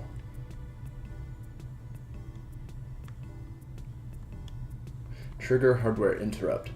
Next instruction, instruction IT. But what happens? Does it jump to it? Jump. What does the jump function do again? Yeah, okay. So it is actually oh hey Vimjoyer, how's it going?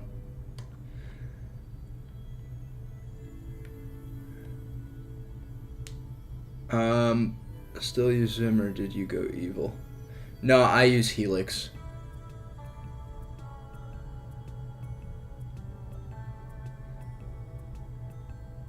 Yeah, NeoVim's just too clunky for me.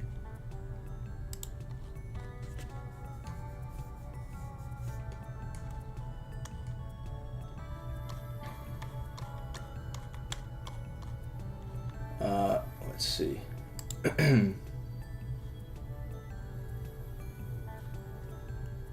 What? Can someone please explain what this is saying? A function declaration without a prototype is deprecated in all versions of C.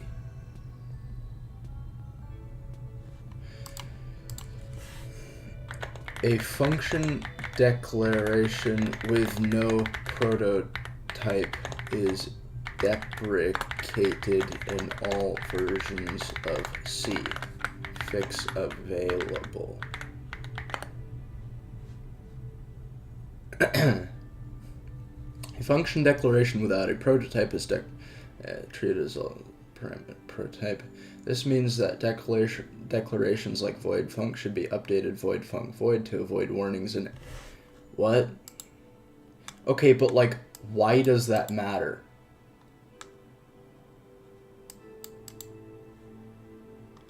Okay. Okay, bro. Sure. Actually, I'm curious to see if that errors out or not.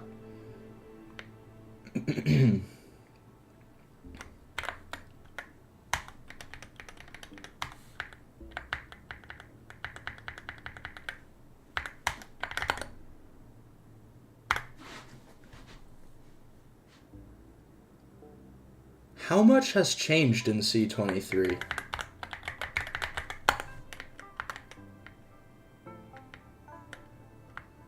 Because I'm quite enjoying C99. Yeah, I like the Helix keybinds. The Helix keybinds are really nice. No, I'm using C99.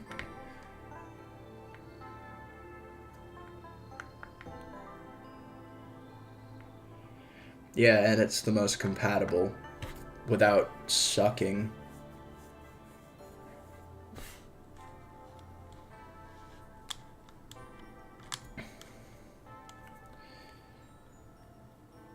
Right, so I should be able to just say trigger hardware interrupt CPU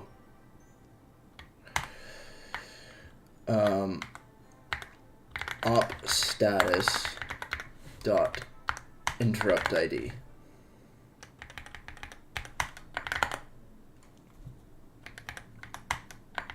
There we go. Now this is a bit more complicated. I should you know what I should do? I should implement a priority for interrupts.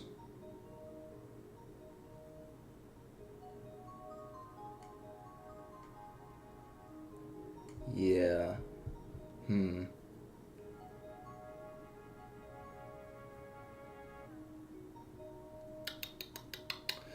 Let's see.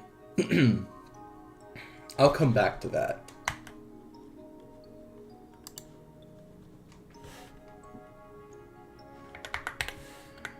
If op status should trigger interrupt, trigger hardware interrupt, CPU op status dot interrupt ID. If memory error is less than 0,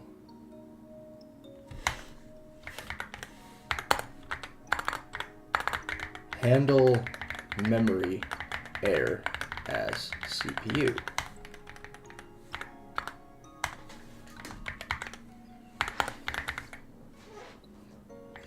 Process memory error as CPU.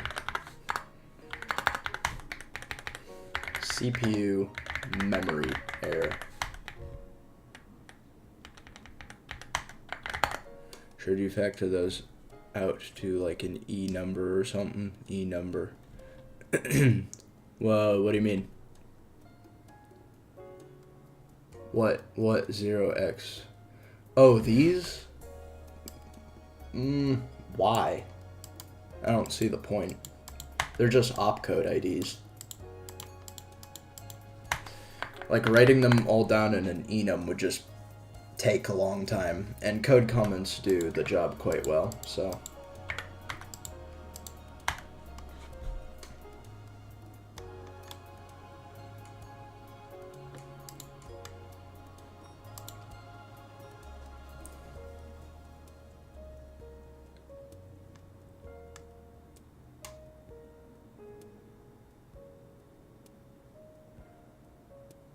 Okay, guys, what do you think I should do for when an instruction tries to trigger more than one hardware interrupt?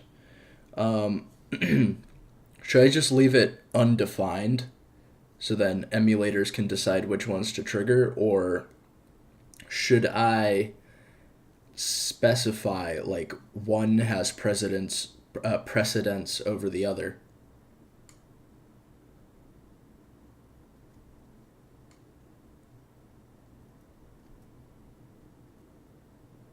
You know what? I'll leave it undefined because it's no,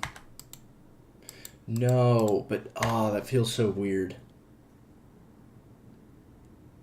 I could implement a little buffer. Yeah, that's what I'll do. I'll add a little buffer. Yes, a little buffer.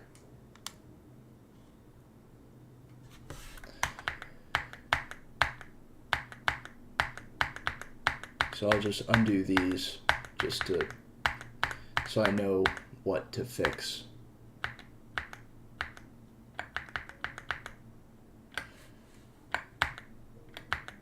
Okay. So I will,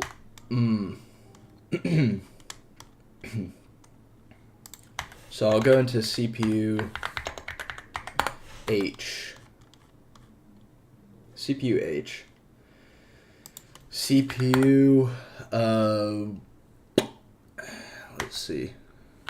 No, I'll do it with registers. No, I'm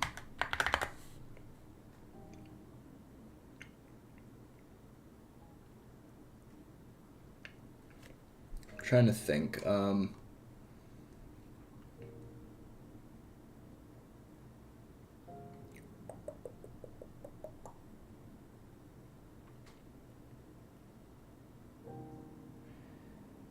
yeah, okay, it should work with registers.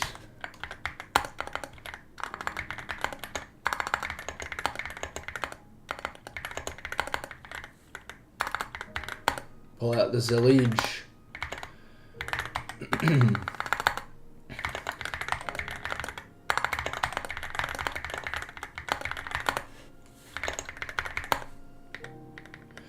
CPU.h.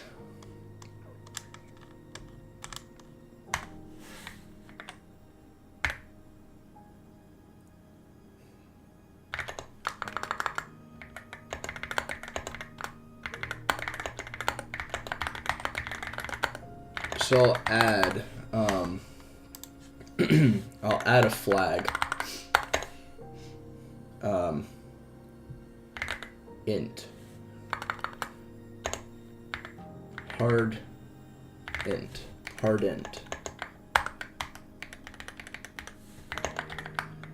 when set to 1, the CPU executes all pending hardware interrupts. The CPU executes the first pending interrupt.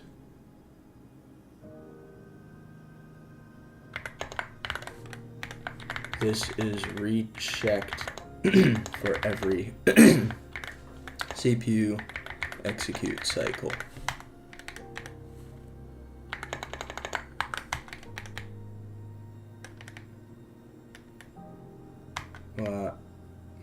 How should I write this description?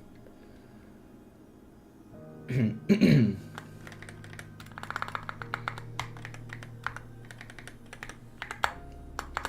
set to 1, the CPU triggers queued up hardware interrupts in the hardware interrupts buffer.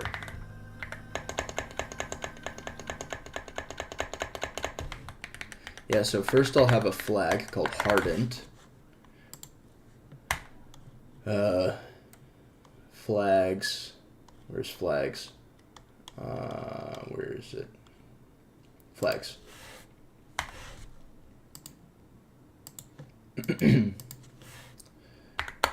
Flag hardint.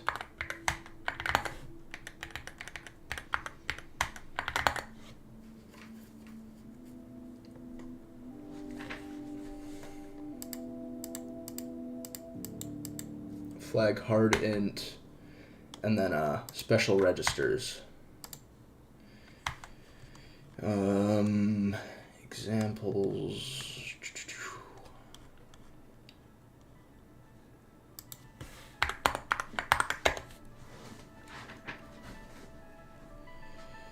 IQ? Yeah, I'll call it IQ.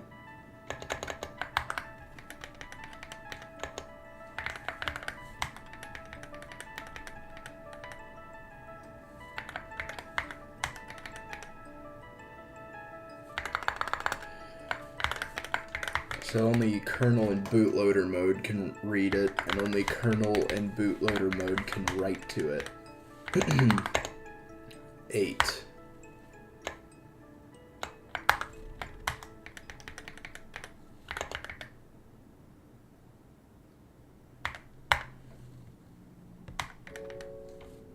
Right? Yeah. What is... Hold on, I might just be being stupid, but... Okay, 15, and then this is 16. Yep, okay.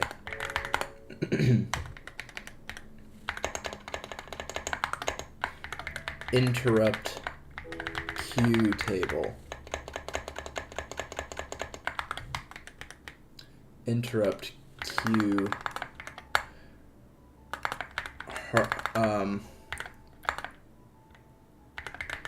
interrupt queue buffer.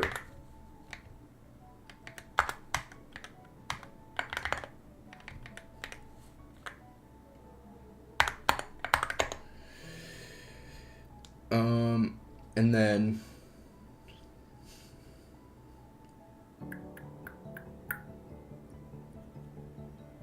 I should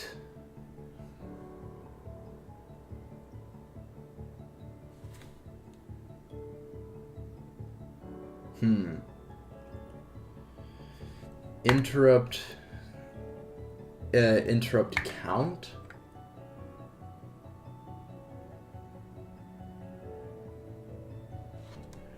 Is this register name taken already? No, it's not. Okay.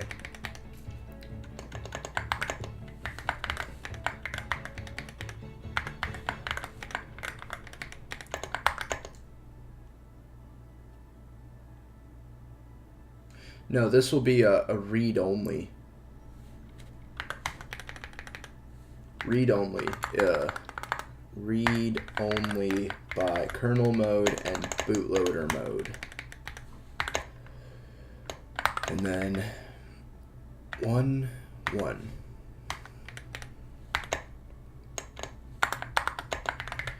Interrupt queue count.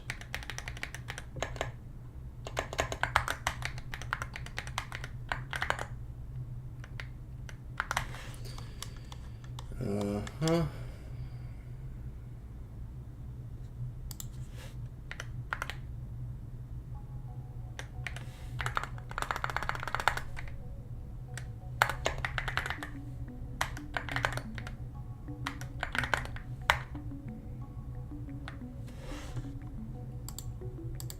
Ooh, I like this.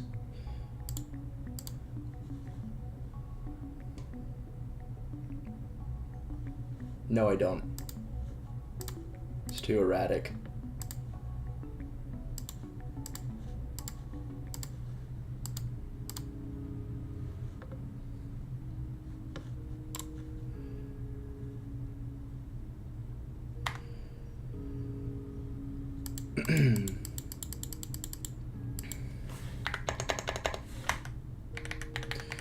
Okay, so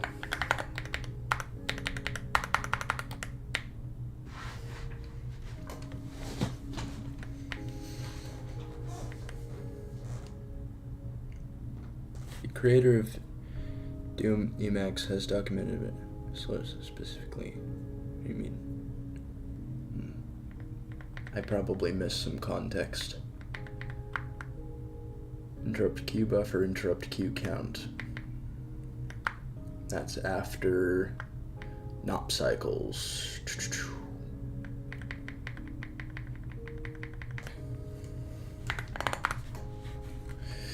So we have interrupt queue buffer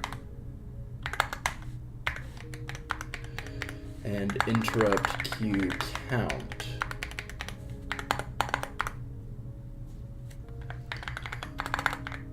This register holds the address for the beginning of the interrupt queue buffer.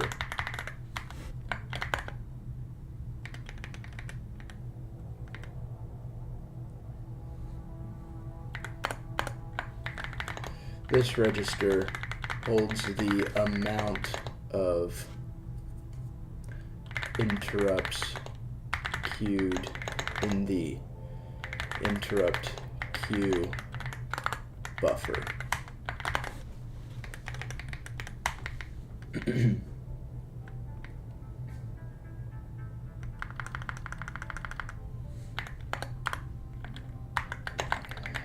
Interrupt queue buffer.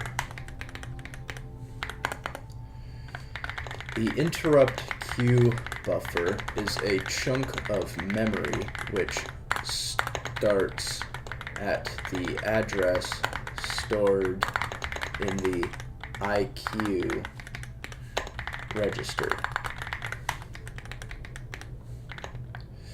The amount of interrupts stored here in the queue is stored in the IC register.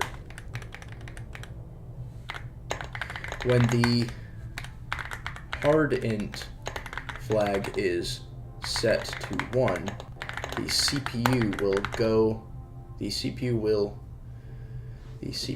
go through this queue on every execute cycle and trigger the hardware interrupt.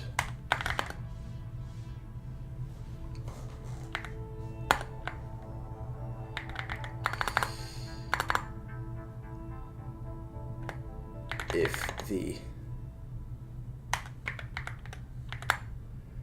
and process the CPU will go through the queue on every the CPU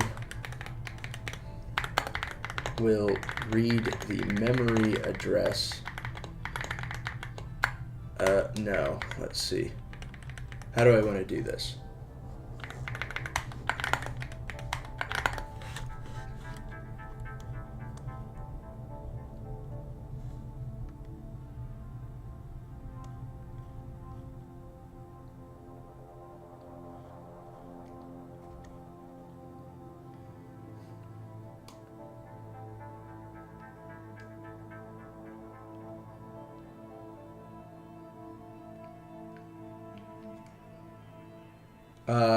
The timer, and yes. Yeah, the, yeah, timed int. That's, yeah. That's when a timer waits for a specific amount of clock cycles and then, triggers that interrupt.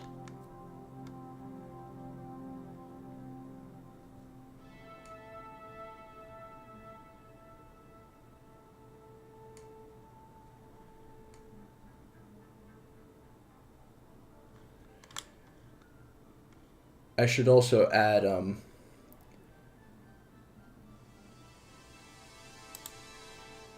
timer's hardware implementation is up to the builder of the CPU. The only requirement is that once triggered, the timer will wait for n clock cycles to go by, where n is the value in the W. Yep, okay.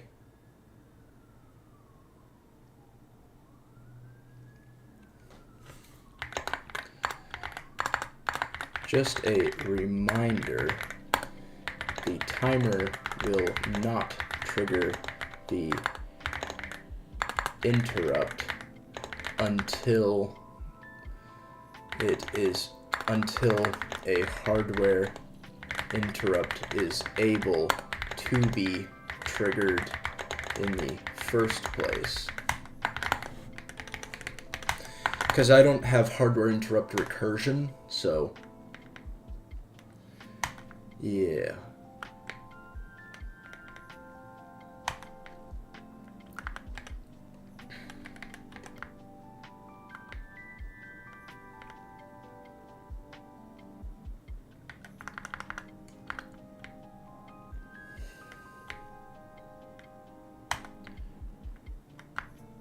Interrupts,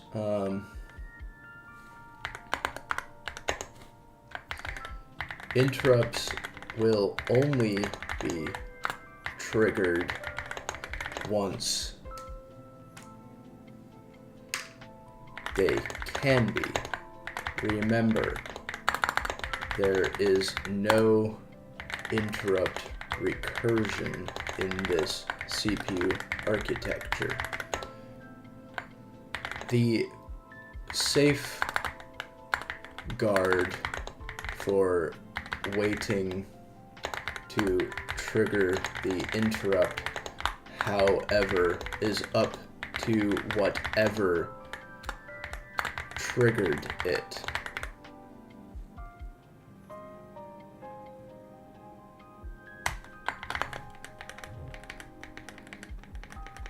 To whatever is responsible for triggering it.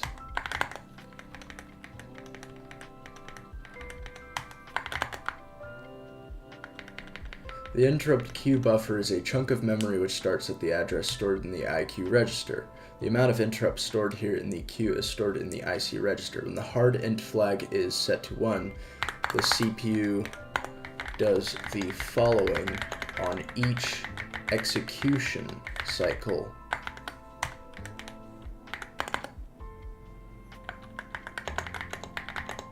If the IC, right, and then I have behaviors. Behavior 1, if IC register is 0. IC equals 0. Behavior 2 is not.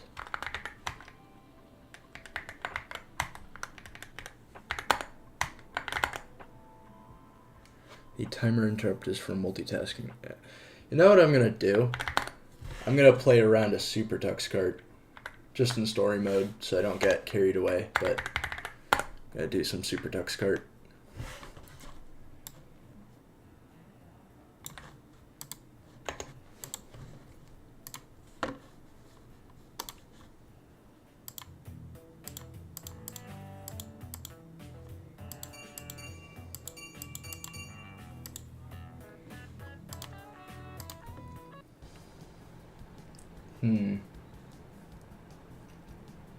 I'll do one of these.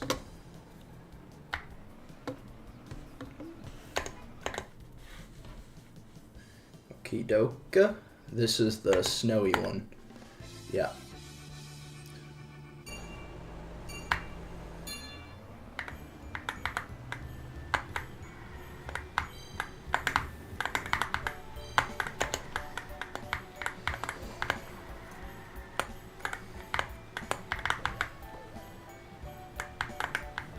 Okay.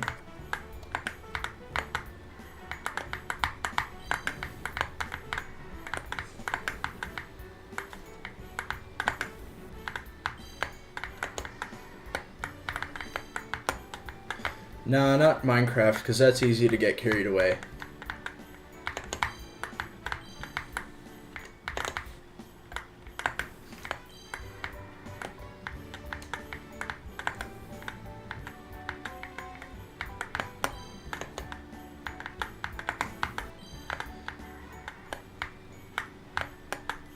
Oop. Whoops. But I can... Oh, frick. Okay. Well, that's an L on my part. Oh, shit. What? Okay. Now you start catching up.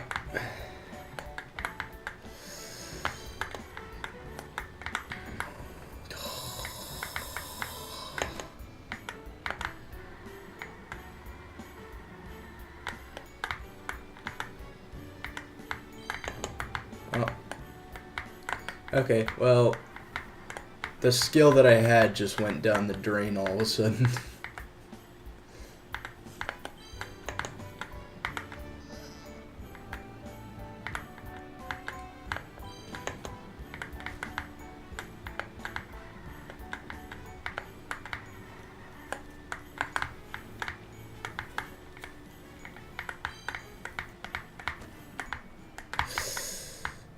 Dang it. Okay. Get this. Go.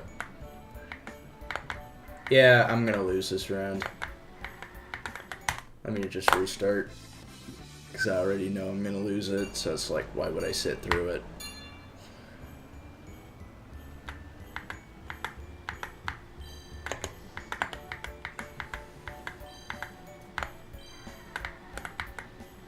I think bubblegum might be the most valuable thing in here.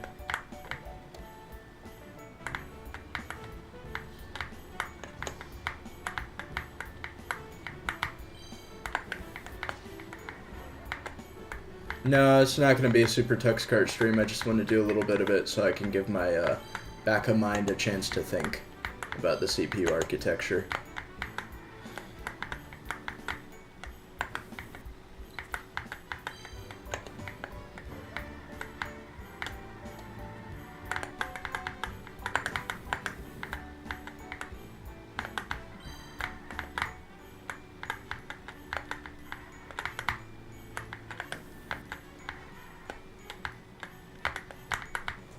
There we go.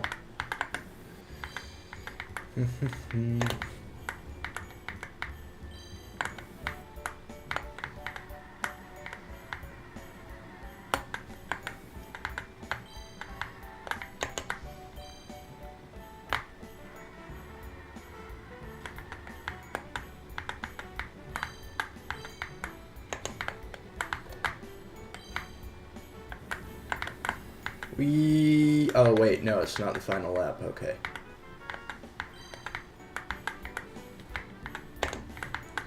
So I shouldn't waste all my nitro. Yep. There we go, I got some more.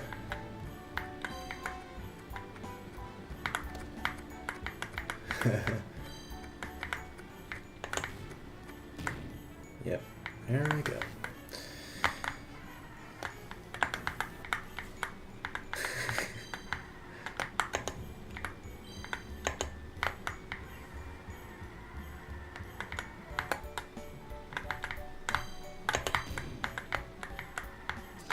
Oh.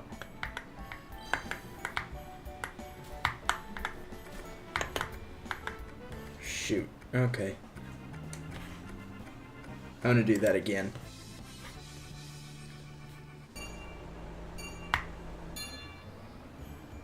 I need to get rank 1.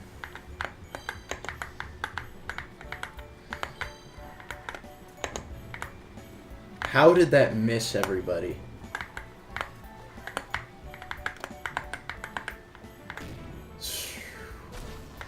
Took that one right to the face.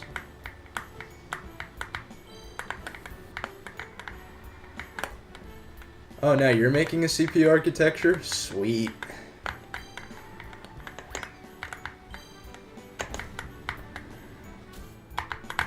I assume as part of the inspiration. Since that's not something you've talked about before. That's awesome, dude. Yeah. Yeah, tell me how it goes. Tell me how it goes. Because now I'm curious.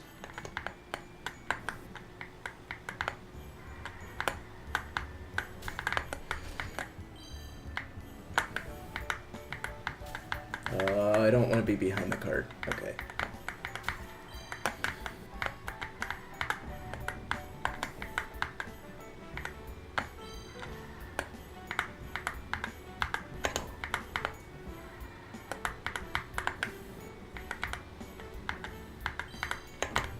Dang it. Okay. Come here. Come here. Come here. Come here.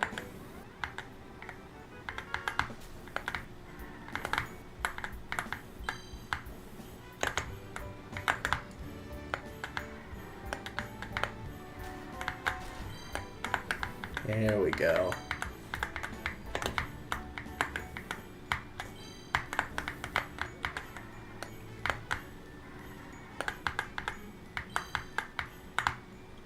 Right in time.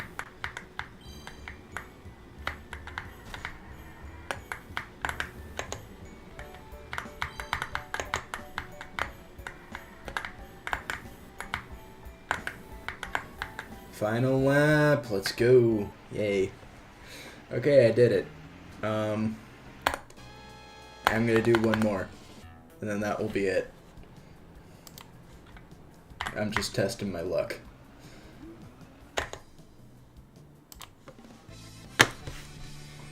Yay, the level that I'm not so great at.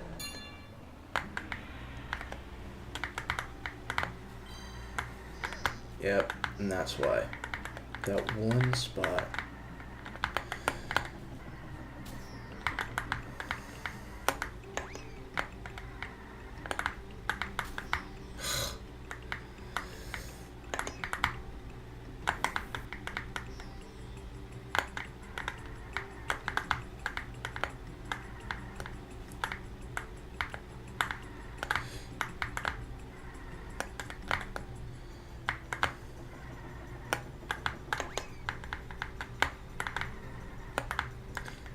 Oh, by the way, guys, I did I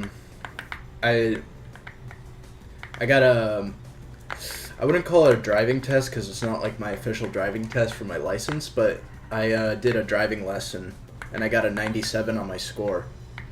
And it's especially awesome because the guy who's grading me is not that kind of guy who just gives you a good score just cause. Like, I've gotten worse scores before. Like a 75 once when I was kind of tired. But yeah, I got a 97.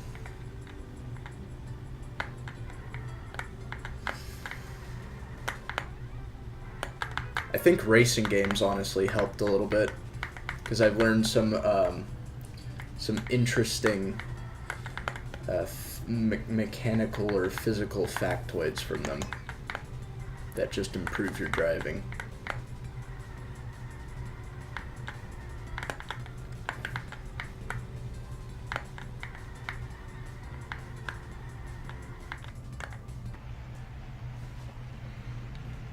Oh, look at that, I won the race. Let's see, what's this one?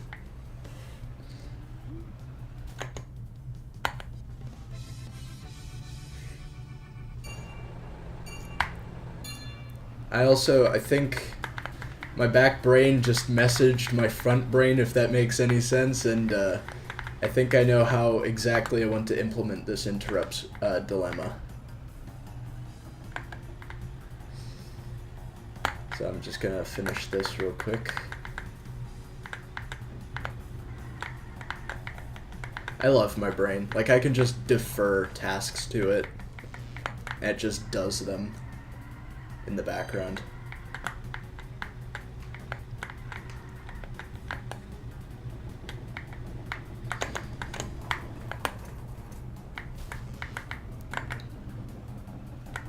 I am working on something. I'm just also working on it in the background. In my head.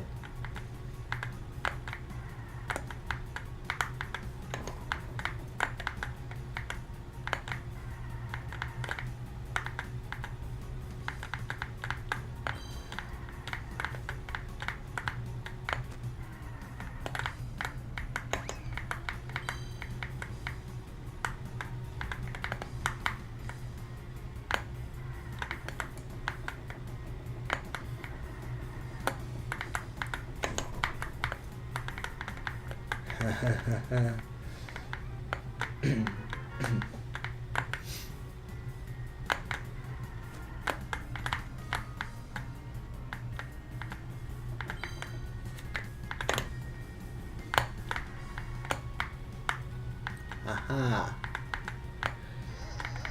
Oh, come on.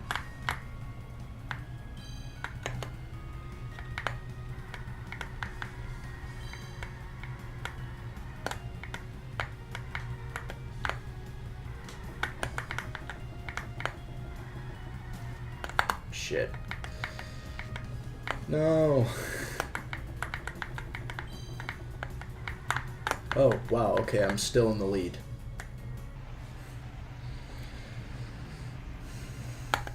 And I did it. Cool.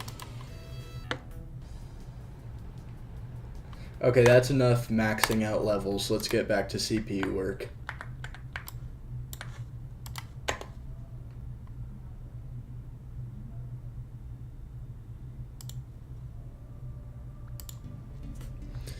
Okay, so yeah.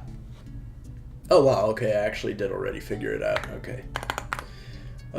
If IC register is 0, that means set,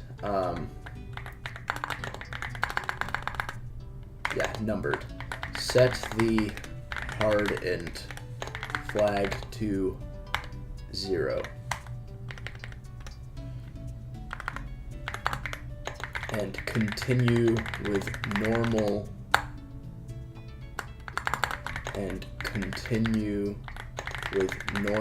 instruction execution.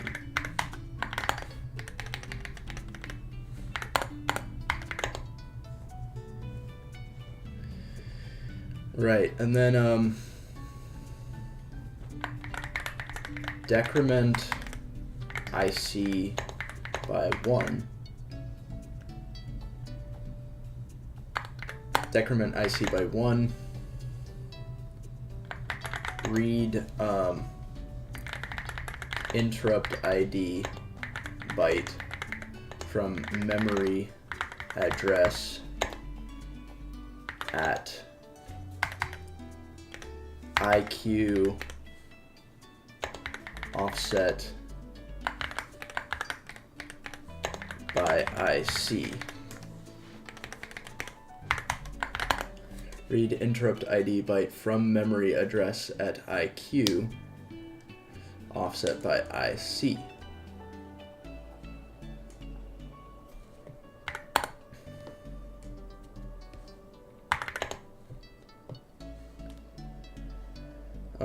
And then trigger interrupt ID.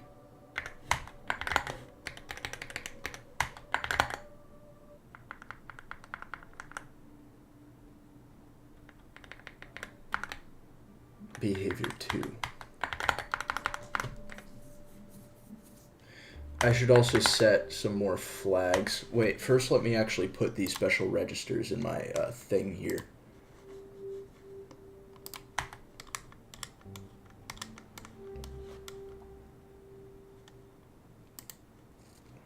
NC IQ IC. NC Spreg IQ Spreg IC.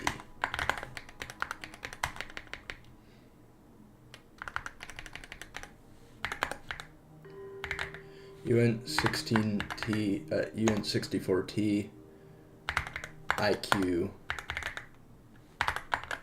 IC. Okay. Actually, NC should be UNT32. Glad I caught that.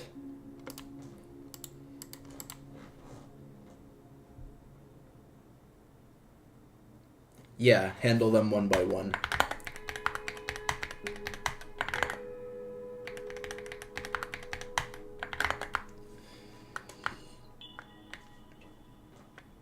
Let's see. IQIC. Yep. Uh-huh.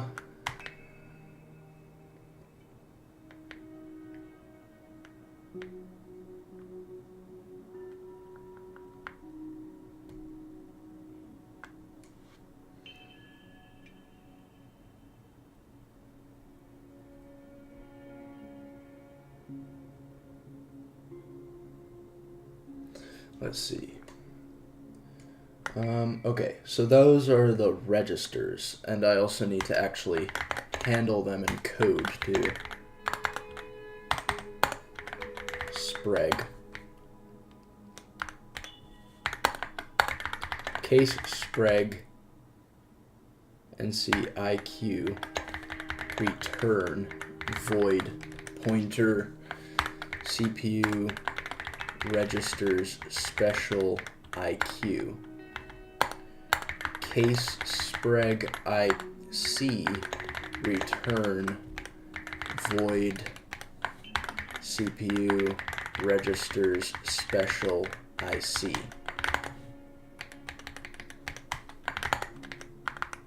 And I also need to put in the register sizes too in the lookup table.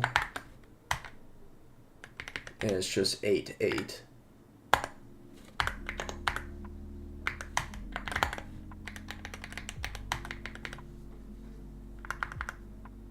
Is there a way I can evenly distribute this? I mean, I could just put them in 2 columns. No, it's fine.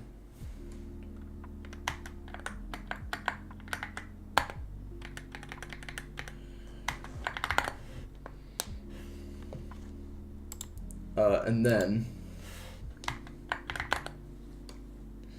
I need a flag.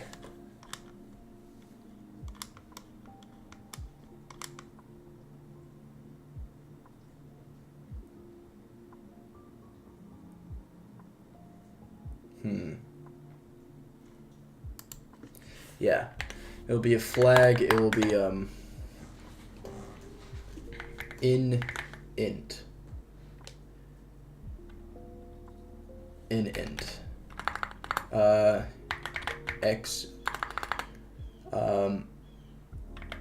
Execint.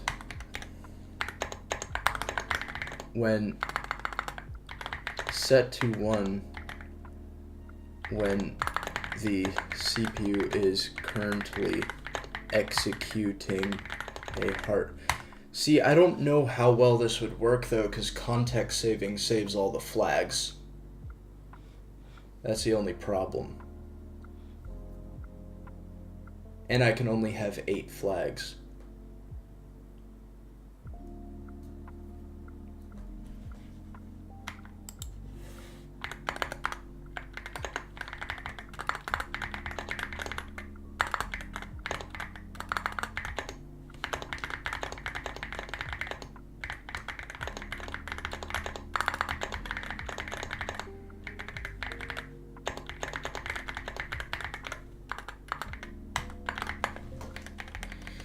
I'll probably change that later.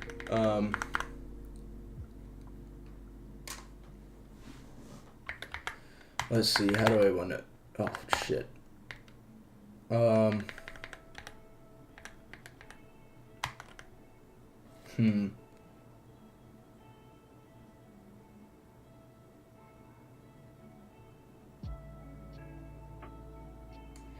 I'll have it be something internal.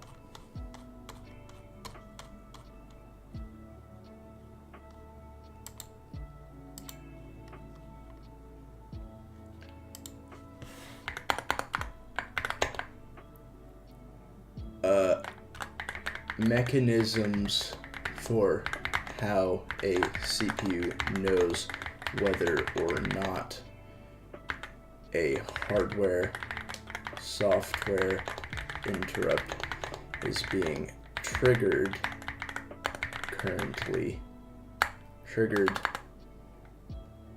and executed is up to the CPU builder. Is up to the individual CPU builder.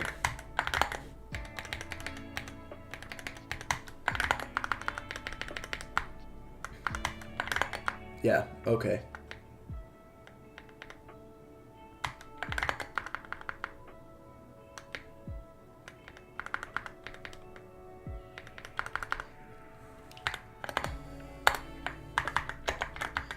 Behavior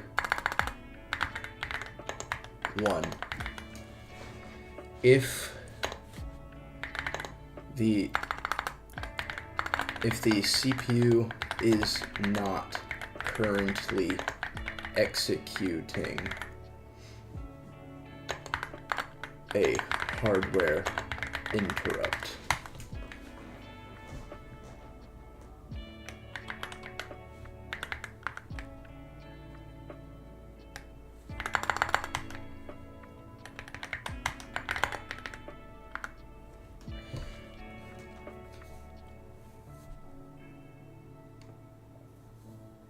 I just went through so much pain. My leg just spasms and my calf pulls my foot down. That was fucking excruciatingly painful. Yeah, that's a cramp. You know how I figured out how to get rid of my cramps really quickly? Just fight against it. Like if your calf is contracting and cramping your foot downward, try and pull your foot the other way, like to expand your calf. And it actually gets rid of the cramp almost instantly.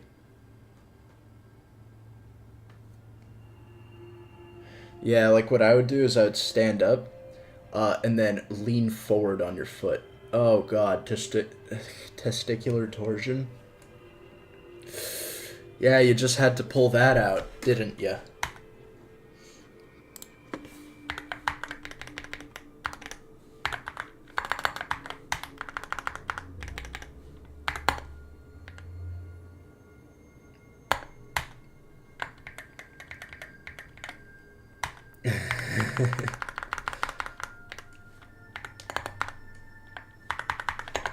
Behavior 1.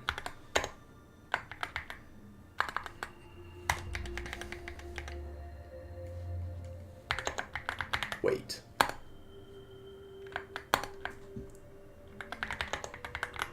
Just skip. Just go through normal.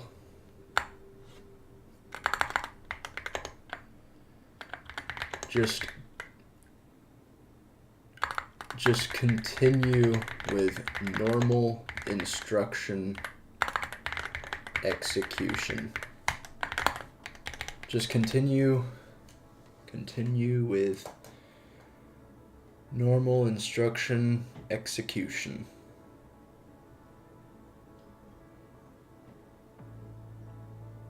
It didn't get rid of it. It was still painful, but it did relieve the tension somewhat. I'm lucky it didn't get worse. What? Why do these stream chats get so weird? Like, why me specifically?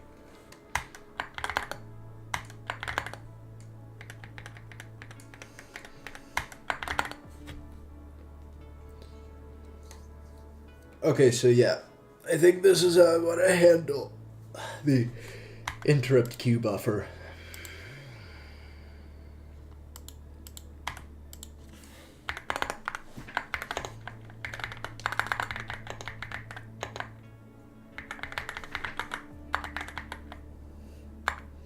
Note for setting up register initial values in initial boot up code.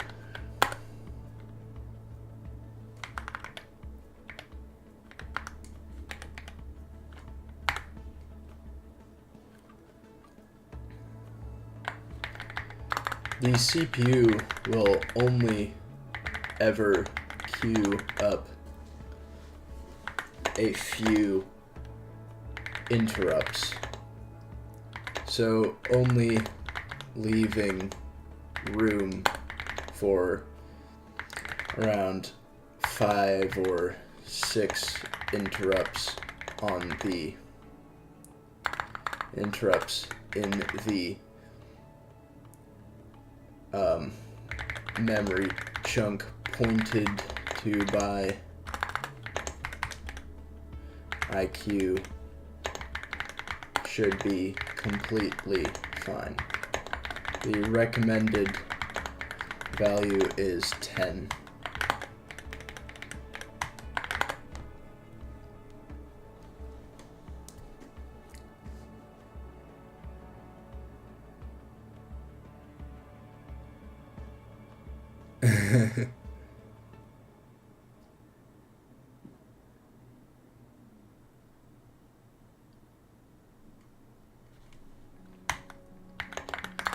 However, it is possible that more interrupts get queued while an interrupt is being executed. So to be safe, you could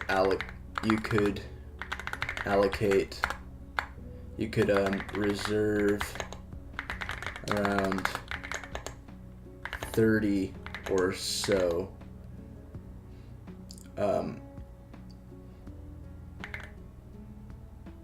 you could reserve space for around 30 or so interrupts.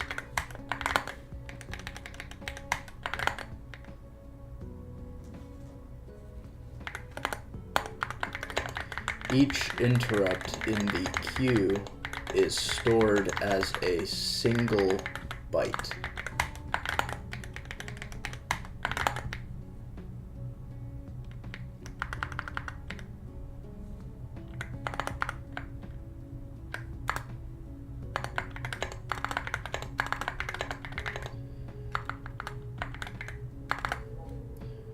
There can only be 255 unsigned 8-bit integer maximum interrupts in each hardware software table.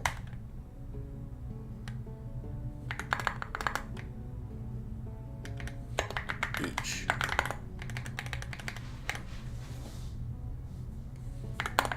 This is because every every interrupt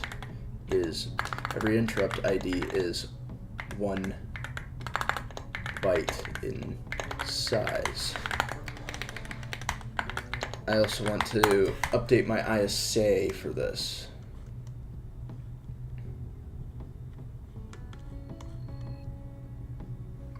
Byte. So int call, so these. I want to, instead of register, I'm going to say, well, actually, instead of immediate, I'm going to say byte.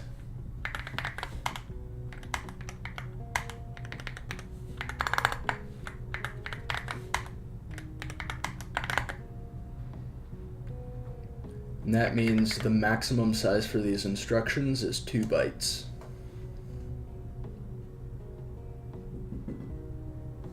Which is great. And the family is 8. 2 bytes, 8. I'll do that in a second.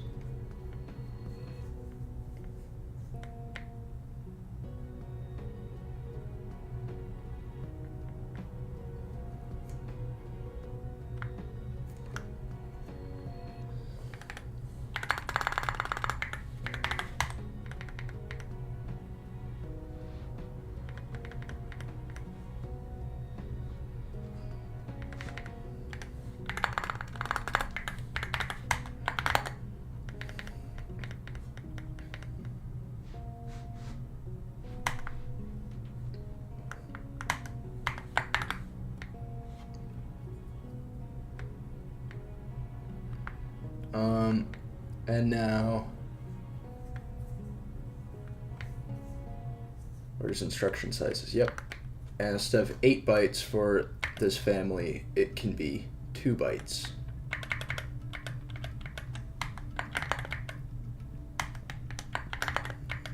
Which is incredibly small. 4, 10, 6, 10, 10.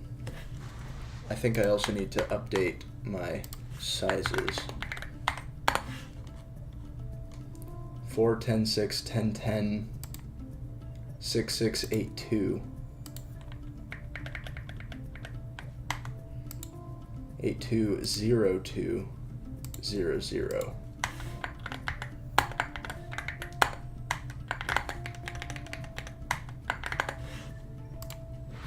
Right, okay. So that's the ISA updated to reflect those changes.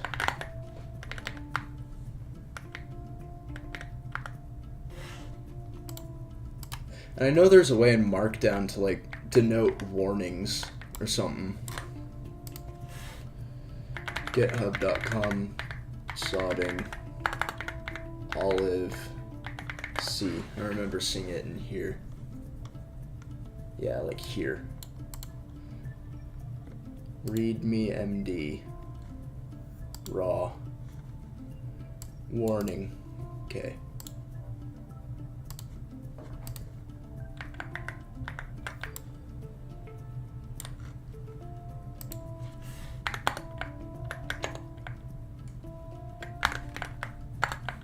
Important.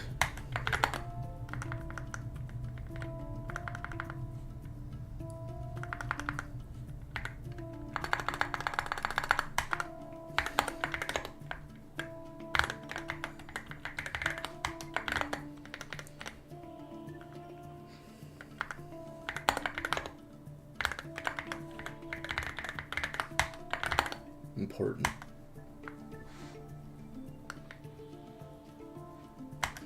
Let me see if these are correct.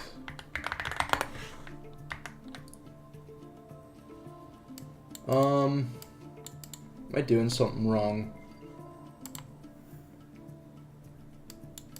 Oh, I'm doing it correct. Is it just like a GitHub thing? Is it just a GitHub thing? Let me actually test that.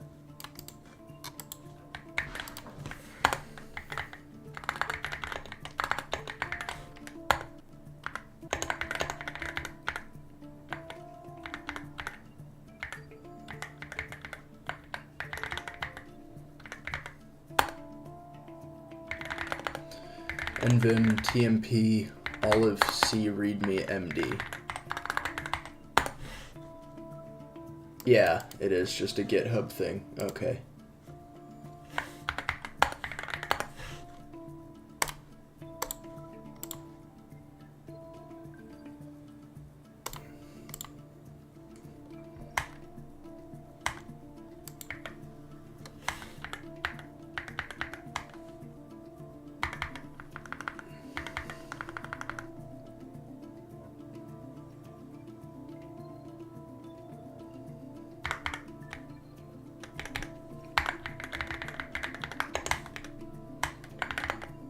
Okay.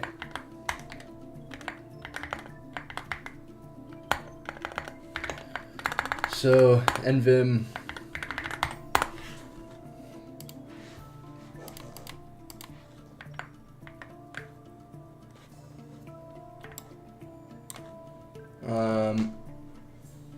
interrupts.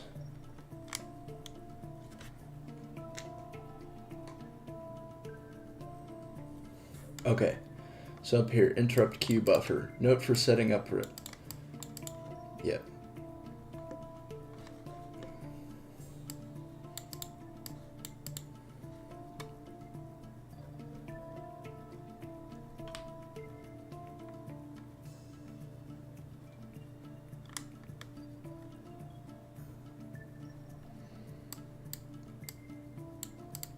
Behavior 1. If the CPU is currently executing a hardware instruction, interrupt.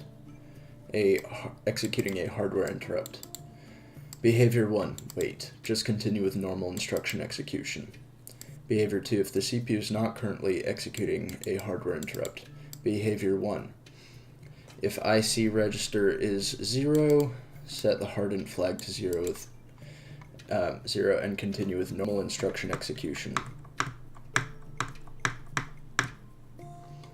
Behavior 2. If IC register is not 0, decrement IC by 1. Read int ID from memory address at IQ offset by IC. Trigger interrupt ID.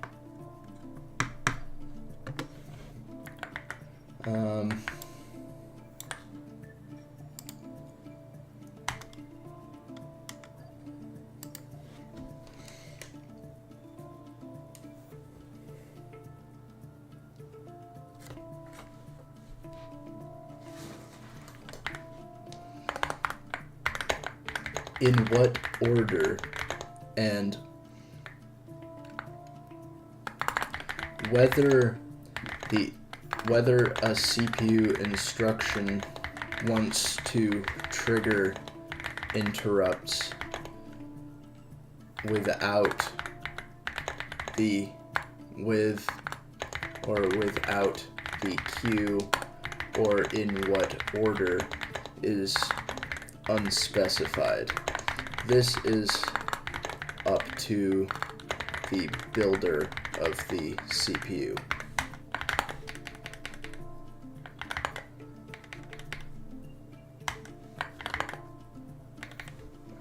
Right, okay, let's get started.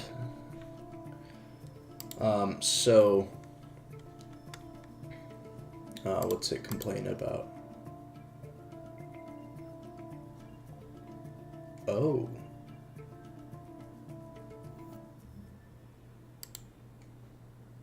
Oh, well, that's fine.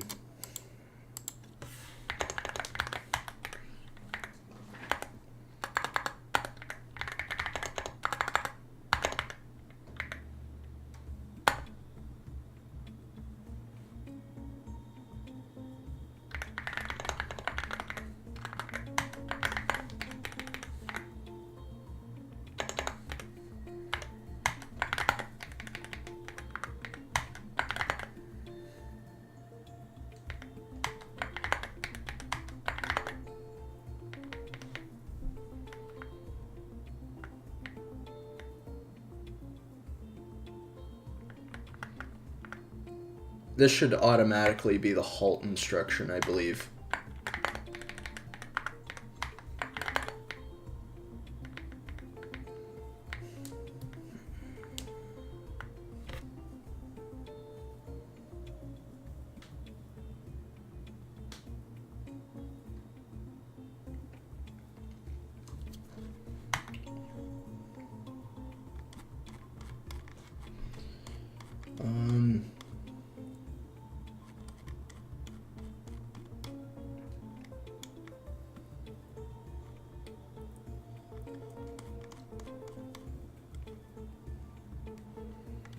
Right, so what I'm going to do is I'm going to make a function to queue hardware interrupts.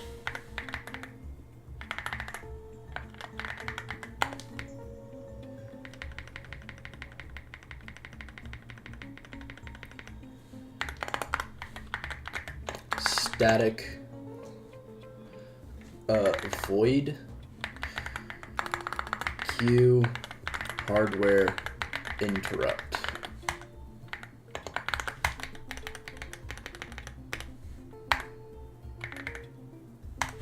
Right? Also, can I make... No, wait, hold on.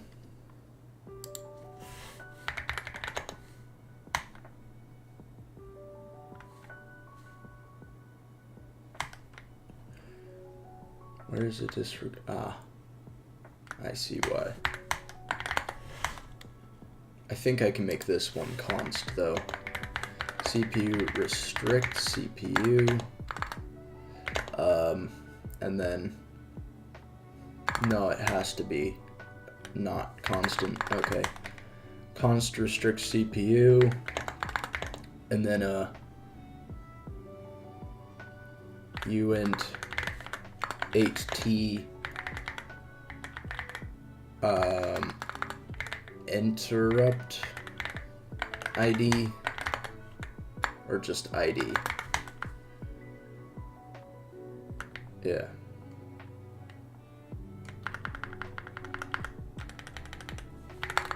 I'll say hardware interrupt.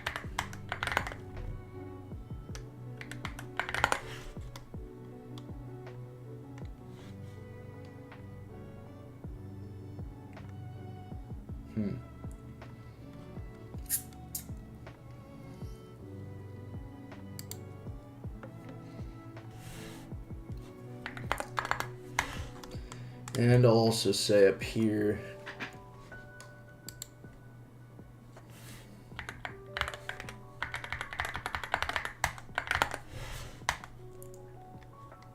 and now hardware interrupt.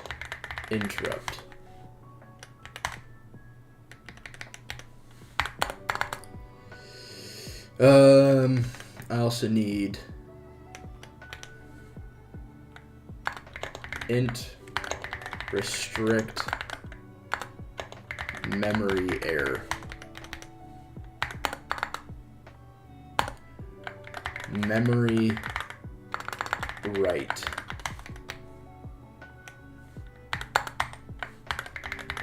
Memory error. CPU memory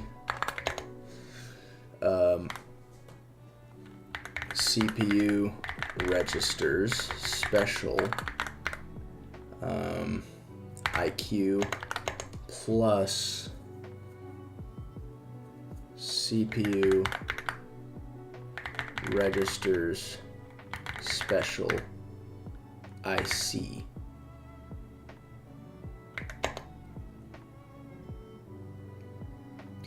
And then interrupt.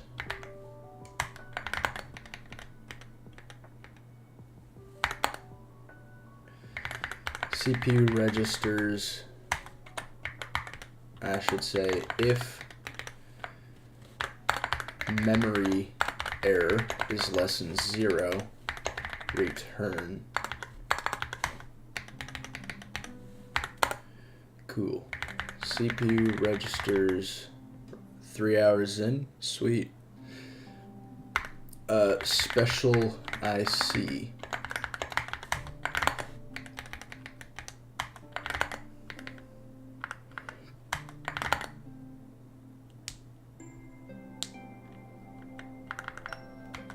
Probably a good stopping point, right?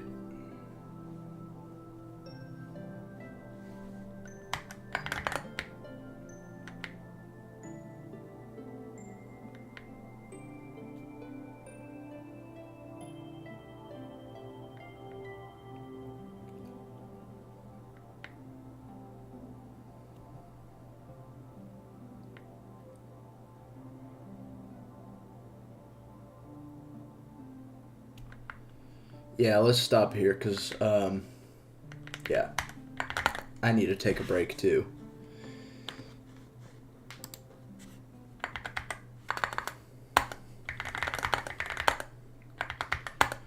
Make, of course, some... I'll just turn this on for now.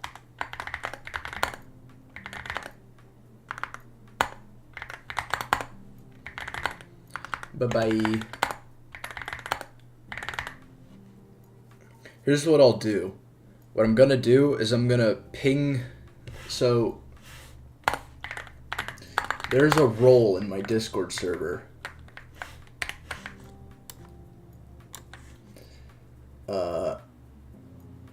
Let's see. Yeah, channels and roles.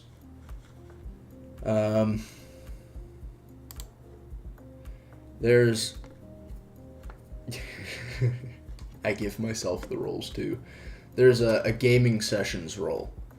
If you want to get pinged for when I play Super Tux Kart and start a server in Super Tux Kart, just turn that on. I also might play some Xonotic.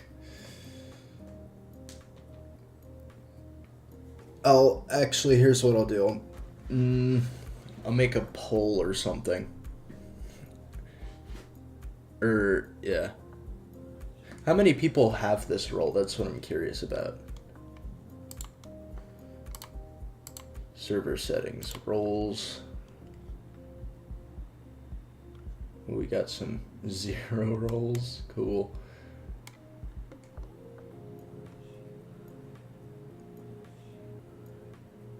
Huh.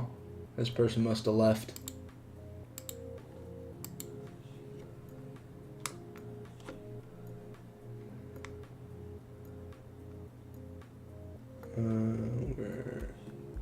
Gaming sessions, here we go. Okay, 28 people have it. Dang. Okay, at gaming sessions, I will be starting a gaming session very, very soon. Which game should I play? I am going to create a poll. I don't like how Discord doesn't let me embed polls into these. Which game? Xonotic, Super Tux Kart.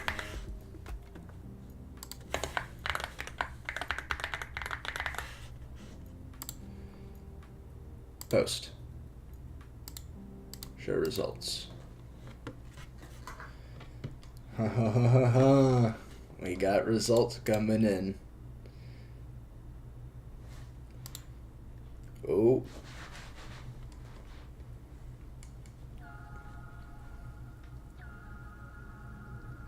I'm gonna let this run for a little bit, not 23 hours. I will conclude the poll in 15 minutes. In 10 minutes.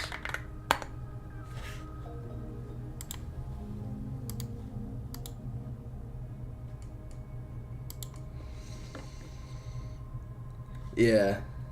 Looks 50-50 right now.